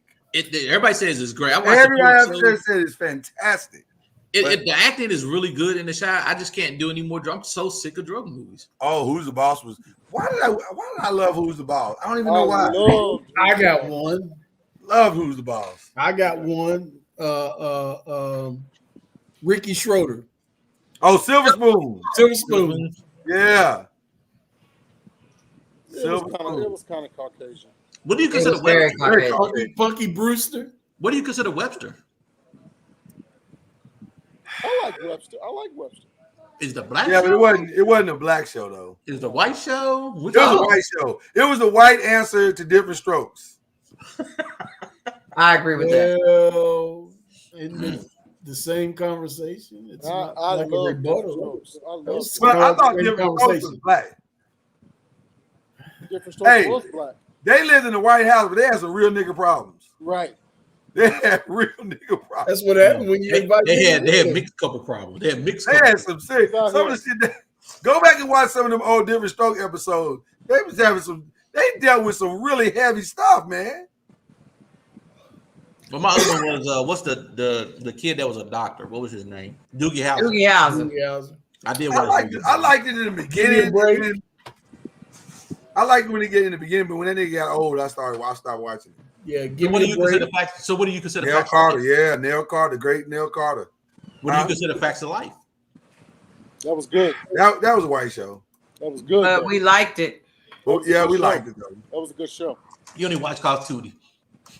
No, Tootie wasn't that fine. I watched what's the I one? watched Cause Blair. Come on, late. Benson. Oh, I love Benson. I love Benson too. Love Benson. Benson had a slick tongue. He was Benson. My all-time favorite show. German assistant. Yeah. That thing got tense at the end though when Benson ran for governor. Yeah. Ooh, my favorite of all time is still In Heat of the Night. In Heat of the Night is still my favorite. My grandmama made me watch it. Well, you can tell you was raised by some older people, Ron. Movie. Yeah. Anytime you say In the Heat of the Night, Perry Mason. Old people. That's old people right there. In Heat of the Night. In Heat of the Night was life. It showed you everything that went wrong in life right there. Yeah. I remember Soap. That's actually where Benson came from. Yeah. I used to watch Love Boat, Fantasy Island. Yep. I love Fantasy Island with Ricardo Montalban. I hated Dynasty with a passion. What was that one show? Love Connection? Love Connection. This was a show. Was that a show? Mm-hmm. Love Connection was a game show. No, this wasn't a game show. Love American Style. Was it Matlock? What's that other one? Matlock. I'm trying to remember Love American Style. I remember hearing the music. I don't remember the name of the show. It sounded familiar. Hey, Jazz. Dynasty and Falcon Crest. Okay. Hated Dynasty. Hated Falcon Crest. Yeah, that was the grandma starter kit for sure. Mm-hmm. Dallas pissed me off. I hated this show, dude. You didn't like that? Was pretty much the same thing. Dallas. Oh, that was the name of the show. Love American Style. Dallas, Knots Landing, and Dynasty. Right. Dallas, Knots Landing, Dynasty, and Falcon Crest. All that. Oh, that's right. So the Kobe's was on. Blossom Buddies. Wow. Yeah, Bourgeois, yeah. Hovis was a family on. Is that Dynasty? Y'all The don't old white cop show, that was Rock Files, wasn't it? Columbo. Which one was it? Starsky and Hutch. Oh, it was Kojak. Kojak. Yeah, what was the one you was talking about, guys? All of those were good shows. Oh yeah, yeah. Now, did you watch Taxi? Woo, I got one. I don't go in and out on Taxi. It was good, but it wasn't great to me. But y'all young though. Y'all remember? Cause you remember? You only like 3 years older than us. I mean, listen. I'm like 5 years older than y'all. Y'all in y'all 40s. I'll be 52. Beretta, remember Beretta? Oh yes. Yeah. Of course, we remember Beretta. That's a good show. And Miami Vice. By the way, Beretta killed that woman. Yeah. In real life. Wow, really? What about WKRP? Show as the day is long. WKRP in Cincinnati. WKRP. I don't like WKRP in Cincinnati as much. One of the characters of WKRP just passed. I don't remember which one. Yeah, I saw it. Yeah. It wasn't the black dude. He's been gone for years. Yeah. Miami Vice was one of my favorites. I love the music. Miami Vice was a classic today. I know y'all watched the Brady Bunch. Oh, of course. I did not watch the Brady Bunch. I watched Brady Bunch. I did. I loved it. You know what pissed me off about the Brady Bunch? You know what pissed me off about the Brady Bunch? It was the most corny show, and I couldn't take my eyes off of it. I loved it. Could not take my eyes off of it. I think Partridge Family was worse than Brady Bunch. It was worse. I couldn't watch Partridge Family. I didn't watch Partridge Family. I didn't watch Brady Bunch. I didn't watch that other How could you not the watch white Brady hillbilly. Bunch? I ain't watched none of them. I love Brady Bunch. $6 Million Man. That was my favorite. Bionic Woman. You know how many girls was on Brady Bunch and you didn't watch it? Hell no, I ain't watched Brady Bunch. What was the one with the white guy changed into the red leotard? The Greatest American Hero. Greatest, yeah. Greatest American Hero. Is that the Believe It or Not, I'm Walking on Air? Believe it or not, I'm walking on air. Did you watch Mork and Mindy? Love Mork and Mindy. That's where I fell in love with Robin Williams when he stuck his head up his ass. What's the two ladies? The two ladies that they wrote on part of they wrote a bite on part of the Laverne and Shirley. Laverne and Shirley, yes. Jamala, Possums Incorporated. He said the ladies. I thought he was talking about Cagney and Lacey. That was a good show. I watched that too. Cagney and Lacey. Happy Days. Happy Days. Leave It to Beaver. What was It Alice? was a good show. You know what was corny as hell, and I love Donna Reed. Yeah. Remember Donna Reed? She was the nicest white woman ever. Hey, I was a big fan of Bewitched. Oh yeah, well she was fine. Oh yeah. I used to love Leave It to Or Beaver. I Dream of Jeannie. She was fine too. Yeah. Barbara Eden. Yeah. I really wanted Jeannie. I really did. I used to watch Andy Genie Griffith or Show. that Genie? I used to go buy bottles and hope one would pop up out of that damn bottle. I can see you in the room rubbing that bottle right now too. I can see him in the local Piggly Wiggly and Mr. Jefferson. Boy, put that bottle down. I think everybody loved Happy Days, didn't they? Yeah. Oh yeah. Fonzie. My favorite episode was when Leather Tuscadero showed up. No, Pinky Tuscadero, and her sister was Leather Tuscadero. Well, there's two controversial shows that I like. I watched them. I probably shouldn't have. Dukes of Hazzard. I did watch the Dukes of Hazzard. I admit it. I watched it too. I wanted General Lee. I wanted that car so bad. I wanted the car. And Andy fucking Griffin. I loved it. I watched it too. That was my grandmother. But here's the lineup. If you watch Dukes of Hazzard, then you watched Love Boat and you watched Fantasy Hour. That was right in a row. Yep. The plane, boss. I told you, I love me some Ricardo Montalban. I watched My Three Sons. That Nick at Night was. I don't know why we love it so much. Dukes of Hazzard, I think, was what got black dudes into white girls, because Daisy kind of helped black dudes. Daisy kind of helped black dudes start to think about white girls. It's like, oh. Daisy's on that. You know who else was fine? Ellie Mae. Oh, the Beverly Hillbillies. Yeah. Almost. Ellie Mae was the original Anna Nicole. Ellie Mae was fine. Damn, that is so true. She was the original Anna Nicole. Here's one. maybe because the only one remember. Green Acres is Green the Acres. place for me. Farm living is the life for me. Dang. Yeah, Captain man, just give me that country style. Green Captain blew the dust off of Petticoat. What was the one where the family, it was all girls? They were all country girls and they ran the little train shop. Was that Petticoat Junction? I think it was Petticoat Junction. Yeah, that's what Catherine just said. Yeah, Petticoat. Oh, I didn't see. Yeah. In the chat. I didn't put it up. Nothing was still better than the Saturday morning cartoons. Conjunction Junction. Conjunction Junction. What's your function? I have taught that to my girls. They are very familiar. Those are now you got what the hell, cocoa, what is it? Melon. Cocoa melon and silly. That was I don't know nothing anything better. about this That new was one. nothing better on a Saturday morning. Schoolhouse Rock. Schoolhouse Rock. Now the damn kids don't even know the branches of government, let alone how a bill comes into how laws are made. I'm just a bill. Yes, I'm only a bill. Sitting here on Greatest little song ever written. Greatest little song ever written. Damn.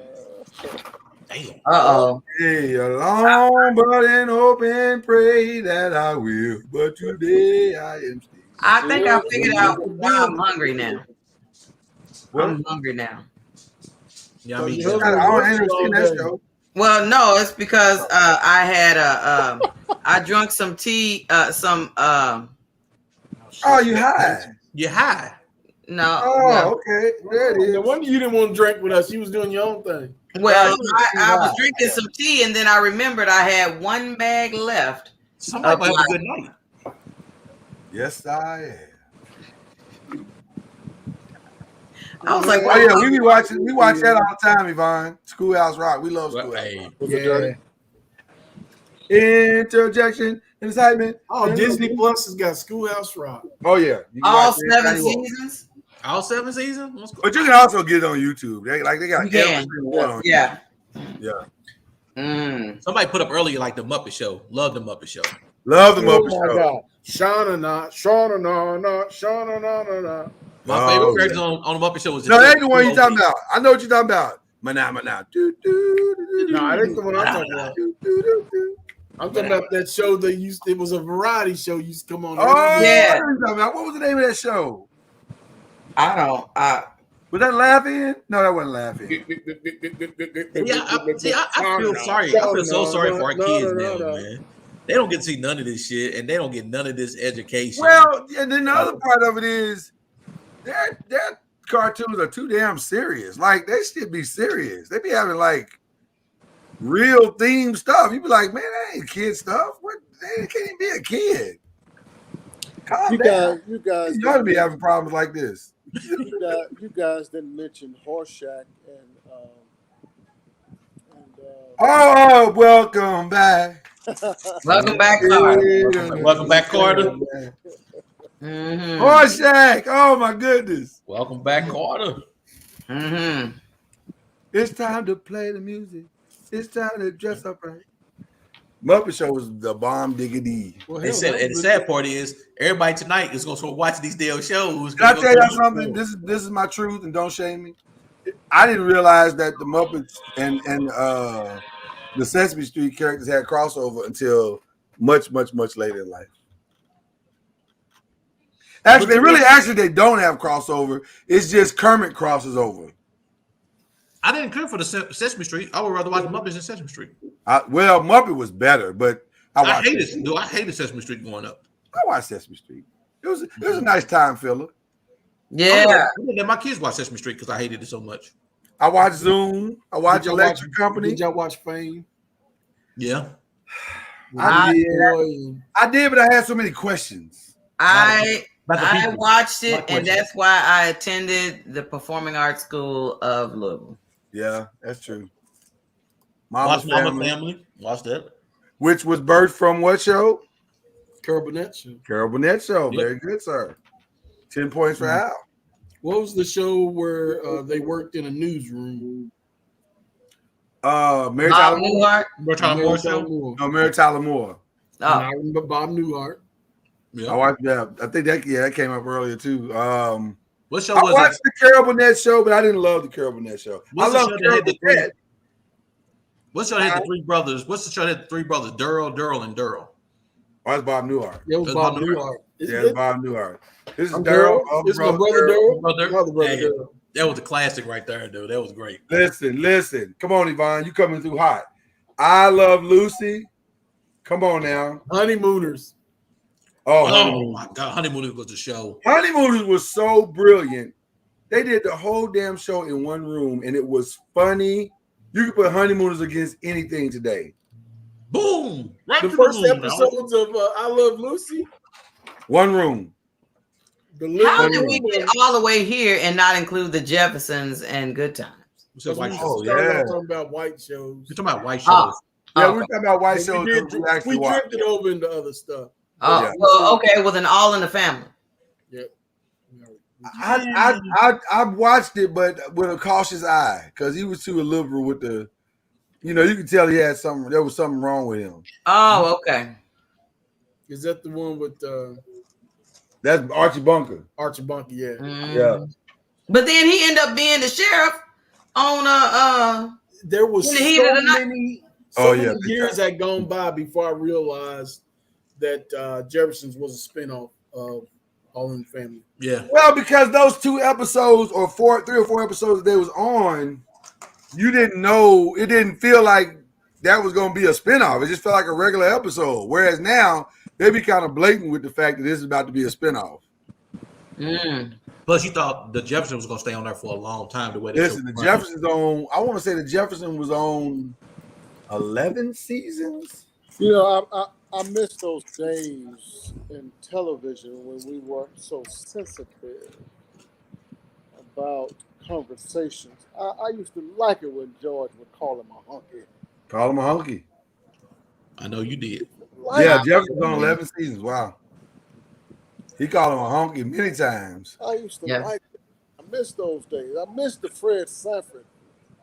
Go back and watch some of them old Fred Sanford. Fred said nigga a lot. Oh my Matter of fact, one of his greatest jokes is when he was in that court case and got that ticket and said, "There's enough niggas in here to wreck a Tarzan movie." Oh, I remember that one. George was brutal. Hey, Fred was brutal. Fred was brutal. I watch Emerson every night. Listen, Fred had no filter. He had no filter. Now the show I would love for them to remake, and I know it's not one of Lloyd's favorite shows. What's that? They really Good Times fits everything that's happening today. I mean, but there wasn't no good times though. It was just. I mean, listen. It was Good Times, man. It was Good Times. I enjoyed Good Times. Good Times is the show, dude. I would love for them to pick up Good Times from when they left the projects, moved out of the projects, and actually got somewhere. You just want to see a new Thelma. I mean, I was getting ready to say, you can show me the old Thelma, and I'm happy. You showed our kids Good Times, and they was like, I don't believe these are good times. They were. My daughter said this is the most depressing show. They were great. Those were great times, though. I don't know how kids think they wasn't good times. Those were great times. They weren't good times. They never got out this shit. It was all about family, though. So it was 100% about family. They were all it wasn't about anything else but family. That was the whole point of Good Times. But I still never did recover from Penny getting burned by that iron. I don't care what y'all say. Well, Penny getting burned by the arm was rough. That's it. They had some rough episodes. The iron burn, the little boy falling down the elevator shaft. Can you imagine how that episode would be filmed today?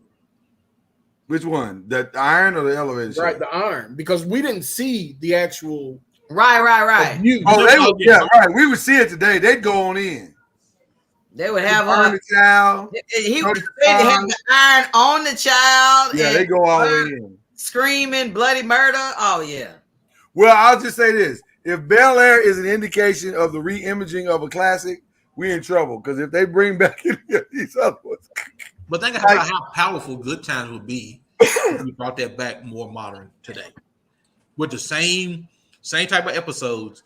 Because the same issues they went through then are the same issues people are going through today. There's not anything different. It was a lot of trauma.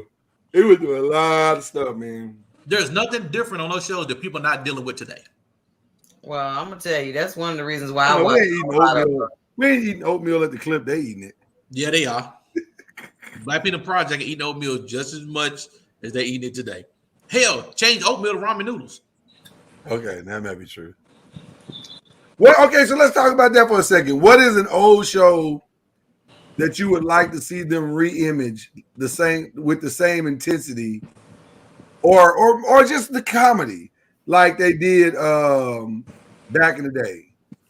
Black or white, doesn't matter. You'd like to see them bring that show back. Definitely want to see Good Time and do a new version of it. Love to see Good Time come back, but can you redo Harlem Nights? Nope. We ain't talking about movies. Oh. But I would like to see a new Harlem Nights. Yeah, as a classic. Yeah, bring back something and turn it, a classic and try to make it more modern. Cooley High. That's a movie. They had a little TV show. They had a little spin-off TV show. I don't remember no movie show. I think a modern different world would be fire. Black College. I think that would be incredible. Could you redo Cosby Show? The Cosby Show. Think about it. Cosby Show? A new Cliff? I don't think you can. Nope. I don't think you can. I think you could do a new, different world. I think you could do a new. I had it, just lost it, just that fast. Oh, I'd love to see a new Sanford and Son. Nope. I would love to see a new Sanford and Son with a new. You can't say the same shit on TV that they could back then. Yeah, you couldn't get away with none of the stuff they said, but nothing. Well, you just wouldn't be able to put it on regular TV. You'd have to put it on like HBO Max or something. It would have to be cable. You couldn't do regular TV. As only Fred could do. You wouldn't be able to do this right here no more. Right, you couldn't do that. Yeah, you could do that. You know what would be an instant hit? I think. What's that? Living Single. Living Single? Yeah. Yeah. You could do a new Living Single. You could definitely do a new Living. That would be easy to do. Yeah, that'd be easy to do because you're just talking about 6 or 5. How many people was 5 young black urban professionals? 4 women, 2 guys. Well, we need to do a new In Living Color. Yeah, but you can't get away with none of them jokes. You'd have to do that on cable. You might have to do that on a pay-per-view. But we need the dancing and we need the music. We need the because In Living Color made a lot of stars. Oh, it made a ton of stars. They'd never be able to do your boy and them talking about hated it and then a circle, throw it up in the air and turn it in a circle and all. They would never be able to get away with it. I watched both of them to answer your question. I did the first 2 All American seasons. Homecoming. Yeah, I watched the first 2 seasons of All American. Yeah, I'm still watching it. Damn, doing in Living Colors. Bring back the Richard Pryor show. Oh wow! Without Richard Pryor, you've never seen the Richard Pryor show? Variety show. I'm saying, who you gonna get? Mike Epps. But how do you? But with a society that is so sensitive now about everything, how do you do that? Unless you just say, "I don't give a damn what y'all think. We're gonna make these jokes." I mean, you're going to do it on cable. Should it's sensitive on cable. Should David? Well, he had his own show too, though. But yeah, the Chappelle show was kind of close to Richard Pryor's show. Those variety shows, like the Flip Wilson show and all those shows. Yeah, they wouldn't be able to do that because when he flip over into Josephine, it would be a whole nother situation, circumstance. They'd be like, "What is he saying? Everybody should be able to dress and drag anytime they want to." And it would just go all the way slippery off the slope. I think it'd be hard if you go back and watch some of the old and Living Colors. It would be hard, man. We didn't realize it then because we were in the culture and it didn't matter to us, and everybody wasn't that sensitive. But some of the they said, you be like, now you'd be like, "Woo, you can't say none of that today." Well, a show you could get away with 227. Oh, that's an easy one. Matter of fact, you could make 227 better. I think you could do 227. You definitely should do Family Matters. Yeah, like Handyman. How do you do Handyman today? All night the moon. And then how you do the girl that was with Handyman? What was the girl's name that came with Handyman? She was a little superhero. I forgot her name. Oh my God, what's her name? Yeah, you know they do Homie the Clown. Slapping little black kids. Oh my gosh. I loved Homie. What was the guy's name who was in jail always creating words like Jesse Jackson? Antoine. They wouldn't be able to do it. Now the show I would love probably see. Flatulence of my situation. He didn't have a long run on his show, Lloyd, but I think another good one would be The Rock. Could you redo Rock? You can redo Rock. But Rock was good. Rock was good. That's another show you can make better. Yeah. I think you can make Rock better. I don't think they tapped into everything that show could because it was good. It was really good. It was very relevant. Yeah. You can do Amen. You can definitely do Amen. Oh yeah. Yeah, that's easy. Tara said you can't do Fire Marshal Bill. Let me tell you something. Let me show you something. Could you do Can't do Wanda? Can't do Wanda now. That's body shaming. No. Right. Oh, Wanda, and when he turned into remember the one they talked about not too long ago about the guy who identifies as a woman, and then what was the bodybuilder? The bodybuilder with Jim Carrey. Jim Carrey, yeah. Elger or something. Yeah. Like that, yeah. And they kept showing the pictures right beside each other when he won the swim meet. They was like, well, see, they've already done New York Undercover, Power, ATL. I mean, but New York Undercover was special because they had a little mini concert that you look forward to at the end of each show. New York Undercover. I've been watching that because they got it on BET now, so I've been DVRing it. I didn't realize how groundbreaking that show was. Oh my gosh! All the hip hop artists that they had on, all the R&B. Yeah, I mean it was just, and then just the subject matter. They did a subject matter the other day. It was so funny because it was right at the beginning of the internet, and so they did a subject matter of online predators. And it was like, wow, that was really ahead of its time. Yeah. They also have a lot of people that did the little mini concerts that that have passed on. That's a joy when you look at the old ones because you're like, oh, they had an Aaliyah came on there and did a concert at the end, and different people that have gone on. You're like, oh snap! I didn't know that they sung on New York Undercover. My problem with New York Undercover though, if they was to redo that, you'll get more artists like Jack Harlow they would put him on that show. Why you? Like, I wouldn't want to see his ass on New York Undercover. I mean, I would not want to do that. Oh my gosh! They've been fucked around and made it the wrong artist on that show. Plus they probably changed the definition of undercover. Yeah. Stop it. I'm just saying though. We can always use another positive black family on television. So who do you think was the most positive black family? And who do you think was the most realistic black family? Well, I knew some Cosby's personally. Really? That I grew up with, yeah. Wow. So you felt like they really captured a true essence. That was real to me. That was real to you. Okay. Wow. Yeah, Cosby wasn't real to me. It was interesting to me, and some of the stuff was relatable, but not all of it. Yeah, most Cosby wasn't relatable. All they did was push education. That was.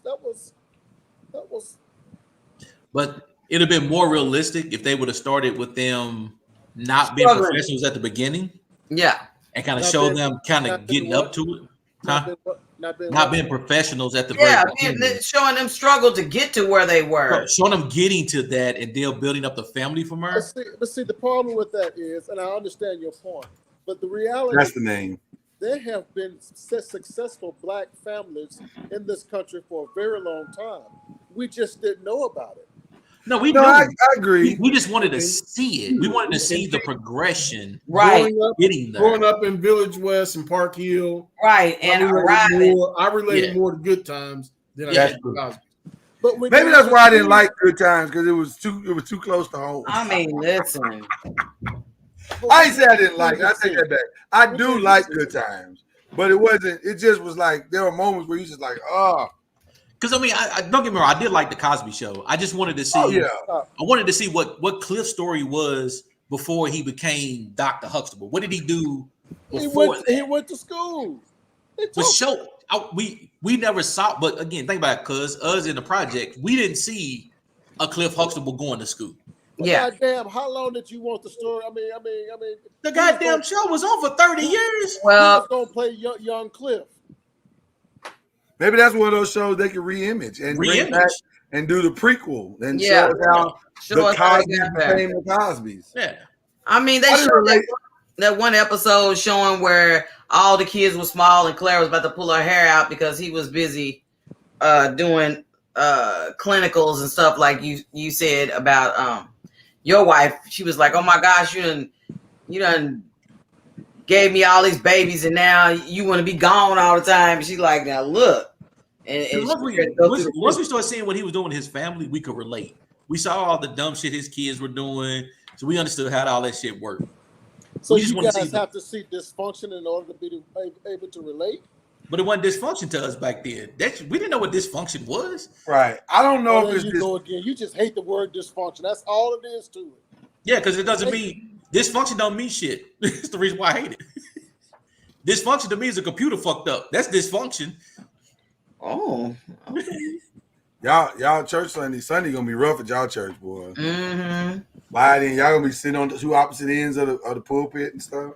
Lloyd, you know how strippers ain't gonna know the strippers ain't gonna know where to start the lap dance. They be like, "Do I go to Pastor?" No, the strippers know where to start the lap dance is. When they hear that music pop on, they know where to go. I don't want to get in y'all church business. I'm gonna leave it alone. We can fight about everything else, but that music pop on, hear that doom, doom. You know what's going on. Mama knows you must be in a good place right now because you are really repping that tonight. I'm just saying. Were the Jeffersons relatable? The Jeffersons was more relatable because the way George talked about his past, it made it more relatable. They were up on the east side and they had a maid. What the hell you talking about? It was relatable. But George also went back to his hood and showed you the hood that he came from, and he kept his damn laundromat service in the hood. And their best friends was white people. On the Cosby, they were all black. And what Negro you know with money? No, they wasn't. Gonna let their housekeeper talk any old kind of way to them. But a nigga. Yeah, no, they wasn't. The Cosby had some kids that had friends that was white. They had some white friends. They weren't all black. I mean, not Bud. What was his name? What was it? Bud? No, Bud was Peter. Peter. I was going to say that little pudgy white boy. Lion ass Peter. So most of the come over to therapy house and then run away. Most of the kids, all their friends were black. But you knew the Cosby was fake. Who got a friend named Cockroach? Come on. Hold on. Vanessa went to the Wretched with one white girl. Yeah. It had big fun. Yeah. Oh my God. There's not a nigga in the hood named Cockroach. Niggas hated cockroaches. That's true. I wouldn't hang out with no dude named Cockroach. Come on. Ain't no nigga in the hood named Cockroach. Nah, it's a strong possibility. They didn't know what a cockroach was. Nickname. We have all kinds. I was going to say, if we got a Junebug, somebody's name is Roach. But you ain't never heard a nigga name out of a cockroach. Not the whole word. It was probably Roach. It wasn't cockroach. If we got a skeeter, we got a damn cockroach. Skeeter, that might be the most Mississippi thing you've ever said. Yeah. If we got a rat, we got a damn cockroach. I'm just saying. And then when you get in the car with certain people, they be like, "Hey, check that ashtray and see if there's a roach in the." That's not the same. It's two different roaches, Mama. Mama knows it. Really, that tea is good, ain't it? the hell is she talking about? She's in a good place. It's She's in a good place. Look at that smile. Mama Noise smile is back. She is in a good ass place. Show it again, Mama Noise. Yeah, man. There you go. We about to put that reorder in. Man. She is feeling CBD. I'm trying to think of what would be a good show. What was the most relatable black show? It's on some levels, it may have been Different World for me. Because a lot of this that they dealt with was the Cosby. That's the same thing. Same thing. Not really. I thought it was Cosby all about education. See, I like what's happening was another relatable show. It's too depressing too. That's true. What's happening was really relatable to what a single mom, a dad that came around every now and then. That's true. Yeah. That's true. Can't argue with that. And that's still today. And little sister that was getting on Big Brother's nerves. Yep. I think that's why I liked it because the diversity. Yeah, I agree with Tara. Yeah. It was definitely diversity. Everybody. Different world. Everybody had different. All of a sudden, Jada Pinkett shows up, and all of a sudden, Tupac shows up. You know what? She was a fucking problem then too. Okay. She almost got her boyfriend's ass whooped by Tupac on that show. He was great. Whoop the preacher. You should have learned from that back in the day. She was trying to tell us then, and we didn't see it. Walk around, Tupac go smack the shit out of somebody. Hey. Yeah. The Reverend was like, my brother, we should be working together, my brother. I mean, unless you went to a black college, it's hard to say Different World was related unless you was at a black college. Yeah, the black population, the more it felt like a black college because we didn't have no, we all we got. But you know, I think we all we got. We all we got. But maybe these crackers gonna kill us. Maybe that was a part of it. Is that when we saw that all on Different World, we was like, okay, if we have to go to the PWI, then the only way we're gonna have a Different World experience is we all gotta get together and we gotta make our own. Yeah. Different World made me want to go to school. Like it solidified it for me. Like I wanted to go, but watching those experiences, like, man, if it's gonna be like this, it's gonna be lit. Yeah, me too. But it was too much of the fun shit that kind of made you want to go.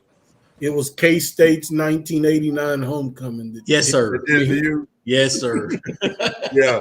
K-State made me not want to go to K-State. Boy, did I think all universities was like that. And hey, Al. Wrong. Hey, Al. Going to K-State on a college visit made me say, shit, I can't go here. I'll never graduate. Facts.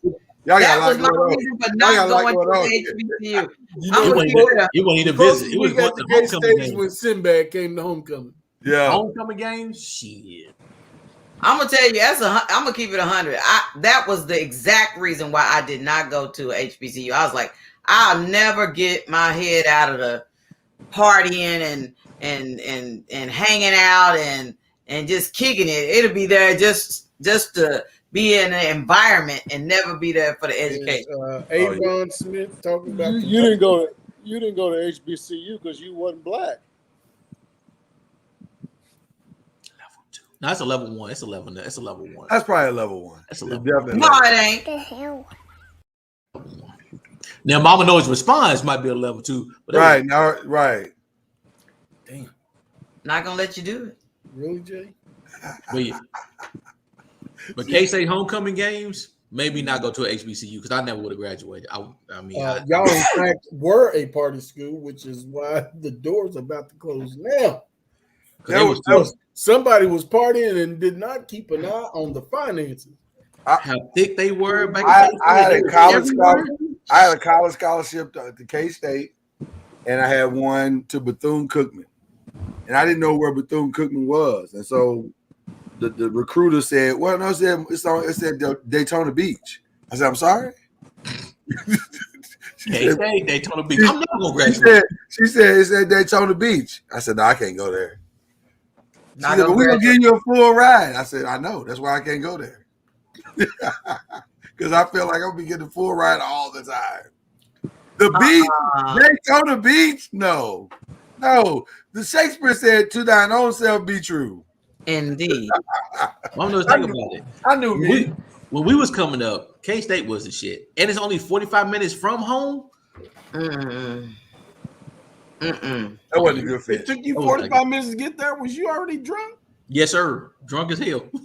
Oh, you graduated from K-State? Well, I'm trying to figure out which K-State. I didn't see that until just now. Okay. You know how hard it is to make that ride when you drunk as hell back home.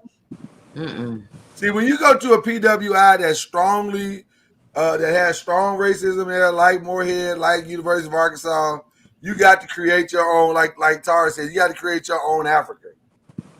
We did. It's called the Cross Culture House. Yes. Shout out to the late great Jerry Gore. For what? I hope for keeping us knuckles together. Oh yeah, it always takes one. We had the department called Black Student Retention. That let you know you was at a white college in case you didn't know. They were called what? Black Student Retention. They wouldn't call that today. We had one and disguised it as the MTRP, Minority Teacher Retention Program. Yeah. She was just giving money. Niggas wasn't even majoring in education. She was like, "You want scholarship?" Oh my God. I was like, "I'm not in education." People was coming over there with engineering degrees. She was giving them scholarships. Passing money around. Passing money around. She took care. I was surprised she lasted as long as she did in that job. Yeah. She must came out that left. Absolutely. No, she was there before you got there, Ron. Oh, well, she didn't hook me up then. And you know the strange thing, she had the same exact name as my would have been future, but now ex-wife. Oh, she sure did. Lisa Kelly. She sure did. Damn. She sure did. I never thought about that till I'm this years old, realizing that. Wow. I sure appreciate not being able to. I'm glad I didn't cross paths with Mr. Noise until getting my life together, because him getting his life. What you trying to say, Mom Noise? Explain. He's a fine man. Elaborate. What happened? Man, I never, out of all, both of us were Greek, but neither one of us was. I remember seeing him at any Greek parties or anything like that. I never seen Lloyd at all. Well, usually he was drunk on the floor, but I mean, sorry. Not on the floor. Don't do that. Not on the floor. Not on the floor. I didn't hit the floor. I made it to the room. I made it back to the room 3 times. No, I'm grateful because and not very few. You probably knew very few Greeks from Moorhead because they didn't travel like that. Well, I came up to Moorhead's campus, and Lloyd was online, and I had a truck full of my line sisters. We was like, we always wanted to go to Moorhead. Let's go up to Moorhead. Man, we went up there and we met what's his name? Zach? Is that his name? Yeah, he wasn't a singer at that time. Yeah. But he was like, and we kept trying to, they was like, oh, we got some crescents and they online. I was like, well, where they at? And they hid them. So I never did get to see Lloyd when he was online. I wasn't pledging then, though. I wasn't pledging then. I was not pledging. We were pledging other. We weren't pledging at all because that's not what we do as Black Greek organizations. We don't. Not at all. Intake. Yeah, we're doing the intake process. Whatever. That was in '92. I'm saying that Lloyd was online at that time when I came to the school. I was not online. I was in the intake process. I don't know how you made that ride all the way up to just to go to Moorhead. You passed up a whole lot of shit just to get to Moorhead. No, we was coming from Louisville. Louisville. Okay. And we went up there and was like, let's go up in the sticks. And they was like, I heard they got some crescents intaking or whatever you want to call it. You was beyond the sticks. Politically correct. I was like, what's up? Let's go check them out. And since we believed in cross intaking, I was like, let's see what's up. They was like, we hiding them. We ain't telling them nothing. I said, no way. So it was probably for the best because, Lloyd would probably never like me or give me a chance if I was if I was intaking. If you beat my ass, we probably wouldn't be together. It's hard to marry somebody that whoops your ass. You know how much you was drinking back then, Mama Noise? Was you drinking back then? Who? You. No, I was always the one because I was driving. So I felt like the only way I'm gonna be able to drive these nice cars is to be the one who didn't drink as much as everybody else. Now I might have a little something, but no, I was driving. See, you'd have came up here with us. We had 50-gallon drums of jungle juice. So Nope. you've been drinking. Not with my nice new Jeep. No, I wasn't driving. I didn't say you was gonna leave. I just said you was gonna be drinking. And stay on campus? Nope. Yeah. A lot of people didn't leave when they left. When they came up here, they stayed the weekend. No, we was a suitcase college down at Western. Folks was like ready to go unless it was a football game, something happening. Folks would bail out and go back to Louisville. And when not like an Eastern Western football game, we used to go that mug every year. Oh my gosh. I was always up to EKU. That was a good game. We didn't give a damn who won. You just went for the damn game. And then around it. True.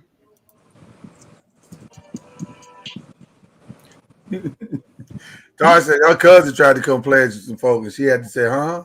What?" Hey, listen. You better protect your folks. Yeah. You done lost your chapter all because you done invited some folks that don't even go to school there. What? I don't want to call cuz out, but this nigga look like he overseas. It's a nice background. It's nice and bright. Like this nigga overseas, like the sun's still out. I mean, shit. Oh, Hey, okay. Ron, Overseas.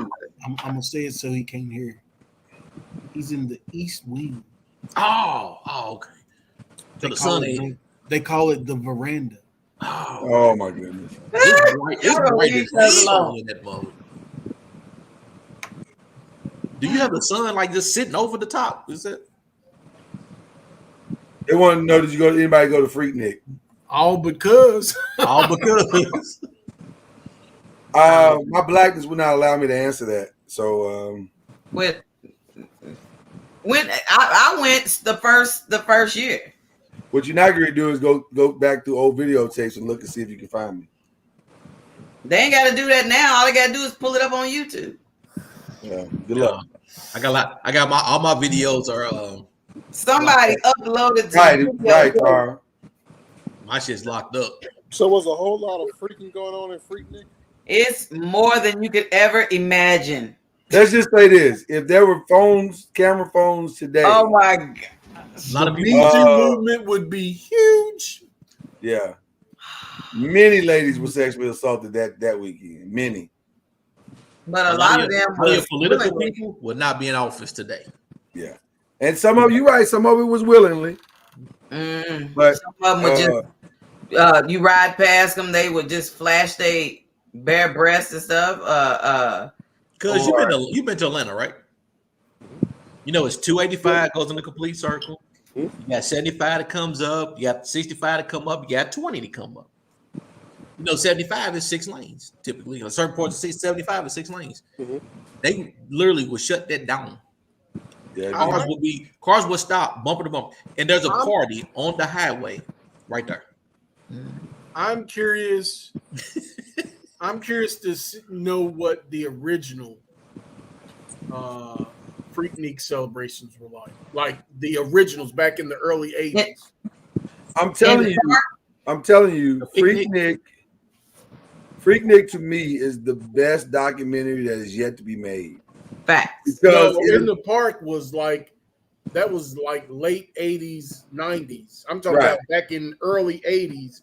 You did like 83, 84, 85 when it. Oh no, I don't know about that part. That was just actually like a picnic. It was a picnic back then. When I went, it was in '92. And I remember that Snoop Dogg was doing the concert in Piedmont Park, and somebody started shooting, and everybody started running in all one direction, but then nobody run out of the park. They just shuffled all over like a deck of cards. Like, we gonna all go this way. Okay. Is the coast clear? Okay, now we can go back to doing what we're doing. Girls would get picked up. They settle down. They got to get back to their spot. People would have a sign, like the sign you see on the highway with somebody holding a sign saying homeless. They had signs talking about weed for sale and. So you guys were all in Atlanta at Freaknik? Oh hell yeah! Is that where it was? Yeah. Yeah, because it was so bad. The whole city of Atlanta got caught off guard and did not know the magnitude. And the phenomenon about the whole thing, Jay, is that there was no internet. There was no advertising. There was no cell phones. You heard about it on the radio. If you Yeah, heard with no about it, TV commercials or nothing. It was word of mouth. But here's the problem with even hearing it on the radio. What did you hear? All you heard was, "Hey, Freaknik is gonna be in Atlanta." That's it. it. There wasn't no events. It wasn't no organized nothing. It was just. Well, you were heard. Hey, doing Freaknik, you got this concert that's going to happen. So you heard about like what artists are going to be there from a concert perspective, but you thought it was just a concert until you got there. And then once you got there that first year, and for us, I think 92 was my first year. I went 92, 93, 94, 95. You did 92, you was like, oh, this is some shit. You came back, you told everybody, hey, Freaknik is 2 weeks before Derby. We got time to hit Freaknik, and then we're going to hit Derby. When that word of mouth went out, everybody. Jay. Freaknik was so bad, Derby got worse. Yeah. Jay. Because everybody who went to Freaknik, because like, we can do that. Jay, people came from California. They came from across the nation. That's another part of the phenomenon is that we didn't have all of the electronics and they came from across the nation. I mean, when I tell you, like Ron and Lloyd are saying, the city was shut down. It was paralyzed. Police was caught off guard. The whole city was, it was, to actually see it. Matter of fact, like I said, there's somebody tried to put together a documentary on YouTube or whatever to give you an idea. There's a couple of clips from actual, from the actual days that somebody pulled together to make a documentary about it on YouTube. But I'm telling you, the whole thing was just so bananas how the whole city was paralyzed that weekend. I don't think you can get enough people to talk about it though. That's the problem. Because it was a lot of criminal shit. Oh my! Like it was. I mean, really, if you think about it, it was a lot of sexual assault. Like I mean, everybody, girls was get. It was a lot going on. Yeah. The sad part is, as bad as Freaknik was, Derby from 1992 to 98 was as worse as Freaknik had ever been. I think one was it 94, 95. The National Guard was on Broadway. Yeah. From what was it, Alan? Maybe from White Castles to 38th, maybe even 43rd. It was the National Guard. That's how bad it was. Yeah, it from 7th all the way down to Southwestern. Yeah. You will be in Derby because I'm talking about it's so bad. You can't drive up down Broadway. Once you got to like 18th, you would sit in traffic 45 minutes just to move 4 or 5 blocks. It was a mix, Star. Some women willingly lifted up their breasts and showed their titties, and some was kind of like naked. I mean, it was them voluntarily, like you said. Maybe that was their sexual freedom, but there was a lot of rape and all kinds of stuff. Some of it was not voluntary. Some people got cornered and pressured. And man, one of my line sisters, she was walking around with a dog tag on and stuff, and here come a bunch of brothers of Thunder that came and picked her up like you're a carry away. I was like, dude, I will fight both of y'all. What I'm not going to do is sit here and let my sister get taken away because she want to be, putting on some dog collar. I said, girl, take that stuff out of here. You would see kidnappings and not even think it's a kidnapping. Well, they didn't call it that. It didn't look. I mean, it didn't feel like a typical kidnapping because, she wasn't screaming per se. Yeah. She was like, "This is too cute, girl." But she wasn't in danger because it was 5 guys and 1 girl. Right. I'm like, something bad is going to happen here, and I'm not going to be a part of it. So, Anyway. Get your tail down before it be some smoke up here. But it was unbelievable. I mean, unbelievable. The time we really did have some fun moments where we met Greeks from all across the nation at the park and stuff. The weather was perfect and everybody was having a good time. And then, you know, during the day now, when it turned to nighttime, it was like, what is it? Matter of fact, it was the whole weekend. So it wasn't like it was just one day. We got hotels and spent the night. And how many years did you go, Mama Knows? I just went that. I went that one time. That was enough for me. That was enough for me because I felt responsible. When I drove my vehicle down there and I had all of my line sisters with me, I felt like I had to go into mama mode because I was like, I feel responsible for everybody. But then in that type of environment, everybody was like, anything goes. And I was like, okay, I can't handle this. If I got 5 people, them 5 people need to be back in the car, going back to where we planned to stay, not me trying to find them. That's what made the shift in Derby so weird, because Derby wasn't that at first. Derby was just us hanging out and having fun and playing music and being in the park and kicking it or whatever. And then all of a sudden, man, it just dramatically became a whole nother thing. And you were like, oh, we doing this now. Okay, wow.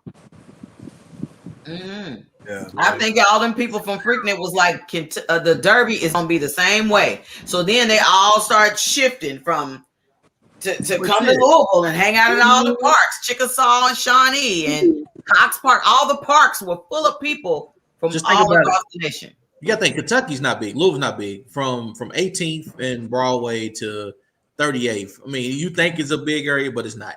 I think they took a picture one year with what was it, like 500,000 people between that one little area of 18th to like 38th. And they shut it down. Niggas are like sardines in those pictures. I mean, that's how many people were on Broadway in the west end of Louisville at one time. And the parks and the Screaming Eagles and they were spread really all that whole side of Louisville. But also it was also the biggest money-making opportunity in the West End was that Derby weekend. With all the vendors and things that Lyle's Mall used to make a killing, and all those much crazy shit up and down Broadway from Dixie on all the way down, and you know, wasn't nothing to roll a grill out on your front step selling ribs and chicken and whatever, and bottles of water. But just like Freaknik, the residents of that area is like, we feel paralyzed. Yeah. Oh, they couldn't go nowhere. You couldn't go nowhere. There's no emergency response. Forget about it. You would not get if you was on Broadway, they wouldn't get to you. You had to cut through the back. But trying to cut through the back streets to even get to where you got to get to is just as bad because everybody else is trying to cut through the backs to kind of get there. So, I mean, like I said, and that's mainly why it was shut down, is because crimes were happening, sexual assault, robberies, shootings, but they couldn't get any assistance to they could get them. Yeah. But see, what I'm tripping on is that okay, the West was shut down for it. However, when you want to do when the East wants to do the St. James Art Fair or something like that, then they already got the signs out letting everybody know. So like they don't want the smoke from all of the neighborhoods up there. Say like, look, this street's gonna be blocked off, so you need to make other arrangements. But St. James Art Fair ain't even bad. Central by Churchill Downs, where Central is, that entire section was just as bad as Broadway. Right. St. James ain't never drew like not the same amount of people, but what I'm saying is the cooperation with, like, in other words, they put the stuff out like, look. But you're not hearing what I'm saying. You're not hearing what I'm saying. St. James never got to the place where people couldn't still function, like the neighborhood couldn't still function. No, I don't know. It hampered because there were times where it severely affected our Sunday worship because our church is right at Merriweather, right between Burnett and Merriweather, right on Blaine before you get to Shelby. Okay. And so, people coming from the West End would have to take the interstate, go all the way around, get off Story Avenue, and come in come back down. the back side. So, it really, affected how people in the community got around. Now, I had a friend. She's still a friend. Don't say had. She lives over, where the old Kroger is on 3rd Street, not the one at 3rd and Central. She lives in that neighborhood, and she couldn't get out of her neighborhood during Derby. It's true. I lived on Oak Street, and I already knew the only way for me to get to it I had to walk over there. Yeah. I didn't want to put my car in position where I couldn't get out or had to park in some weird place. Marathons. I was never attracted to the art fair. That was never mine. No, I've never been to a St. Yeah, I've never. I loved it, and I love the area. I love the arts area over there. Was that when the transition of leaving black shows started? because you attended things like the St. James Art Fair. So because I like art, I gotta be white. No, it's because you were hanging out with the Wahites and they infiltrated. You knew that was coming. You knew that was coming. I hate the marathons when they block off north. I didn't like that. North-south arteries from the river all the way down to Iroquois Park. Yeah. Thank you, Tara, because they be trying to come for me. Ain't nobody scared of her either. Those words mean nothing to me. Mm-hmm. I'm gonna hook up with your high self in just a minute, and we're gonna go on. We're gonna have Greg. Some high time. You better take her a snack because she already told you she got the munchies. Well, I'm gonna bring her a snack. That's how I'm a beta. Bring a Pop-Tart. Just take a couple Pop-Tarts. Nope. No Pop-Tarts. I'm gonna get you a sandwich. Get you some avocado. You know her love language, avocado. Avocado from Mexico. If I get her some love language, love language food. Slice up some avocado and put it on a granola bar. Oh, what the? I'll eat them separate, just not together. Let me listen. Because we are an equal opportunity show, I want to make sure that we give everybody what they need before they go to bed tonight. So, ladies, you're welcome. That's for you. And for the men, there you go. God damn. That was a level 3. Yeah. Right. Lord, if you're gonna give us what we really want, you gotta go. Lord, you have to go back. Get that soundbite from his goddamn. Hey, overlay it on the little white girl. Right. Can we get so we can't get Sierra? Can we get strong core? Apparently, so Ron, you don't think that young lady is fine? Who you talking to, bro? What do you mean it's not equitable? It is equitable. That was Jesse and it's Schlong. And she said, "Why that be blurred out? We don't want to." I can't believe Miss Smith don't know what it is because that's all they've been talking about on. I can't just show you Schlong. Yeah, we want to keep the show. We ain't trying to lose the show. We'll be shut down. Because she is fine. I mean, she thick as cold peanut butter. Thick as cold peanut butter. I told you what her name is, Jiffy. Hey, I can only look at her because I can't do nothing with her in the bedroom. Okay, she's saying, girl. She said, "You might just go." I'll give it a college try, though. I will give it the college try. Yeah, that's all I can do is try. She's gonna be highly disappointed. She be all right. I got mine. She better get hers. Okay. Oh my God. Well, listen, we got to get out of here. We hope y'all have had a good time. Whoever suggested those drinks, that was a great idea. I got to tell you that was. I'll tell you, man. I always get you a drink before you go to bed. That really kind of settled down the day, and it was nice. That's called alcoholism. No, it's called drinking. It's not alcoholism. You drinking every night before you go to bed. That's called alcoholism. We didn't say we was drinking. How did we get to drinking every night? We just said tonight. That's what my co-pastor just said. I drink, yes. If I could take a drink every night, I would. It's not called alcoholism. I don't get drunk every night. I have a drink every night. And so there you have it. That's the same thing my cousin tells me. See, He's telling the truth. I don't get drunk every night. Y'all need to work that out at the board meeting. I mean, let me. Hey, but before you do it, happy birthday to my oldest. Yes, happy birthday. Did he get my message? Woo, woo. Yeah. So he's at work right now, but I'm drinking for him while he's working. I'm celebrating his birthday for him. I said happy birthday to the little dude that sat in the backseat of the car and rode around with us everywhere we went. Oh my gosh. That guy looks too much like you, man. I mean, goodness gracious. And the baby girl looked like Vonda. I don't know who that nigga is. I don't know who that child belongs to. Stop playing. Baby girl looks so much like Vonda. It's scary. Mm-hmm. I thought I was looking at her high school picture. I don't know who that. I don't know who that boy belonged to. Whatever.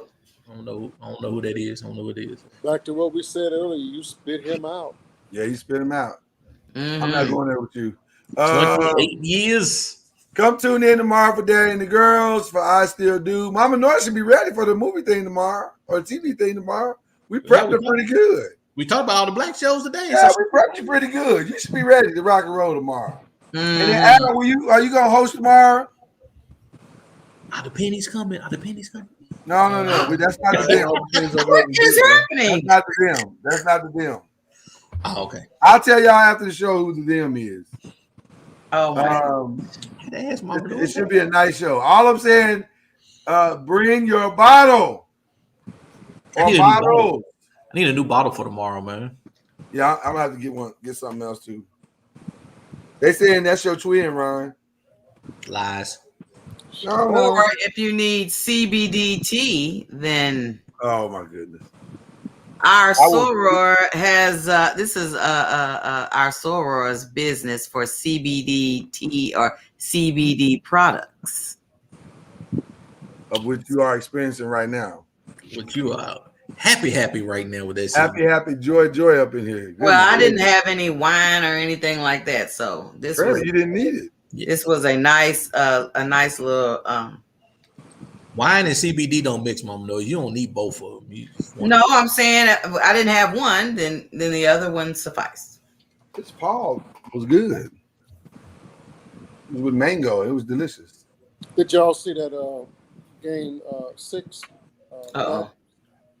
We did. Yeah. And I have thoughts. I'm gonna share those with you when we right now when we get off. For the rest of y'all be good. We'll see y'all tomorrow all day, and we're gonna have some fun. I promise you. Come tomorrow night. I promise you, we're gonna have a really, really good time. If you thought tonight was fun, tomorrow night's gonna be even better. We'll see y'all. Goodbye, Albie. Goodbye. What are you talking about? We're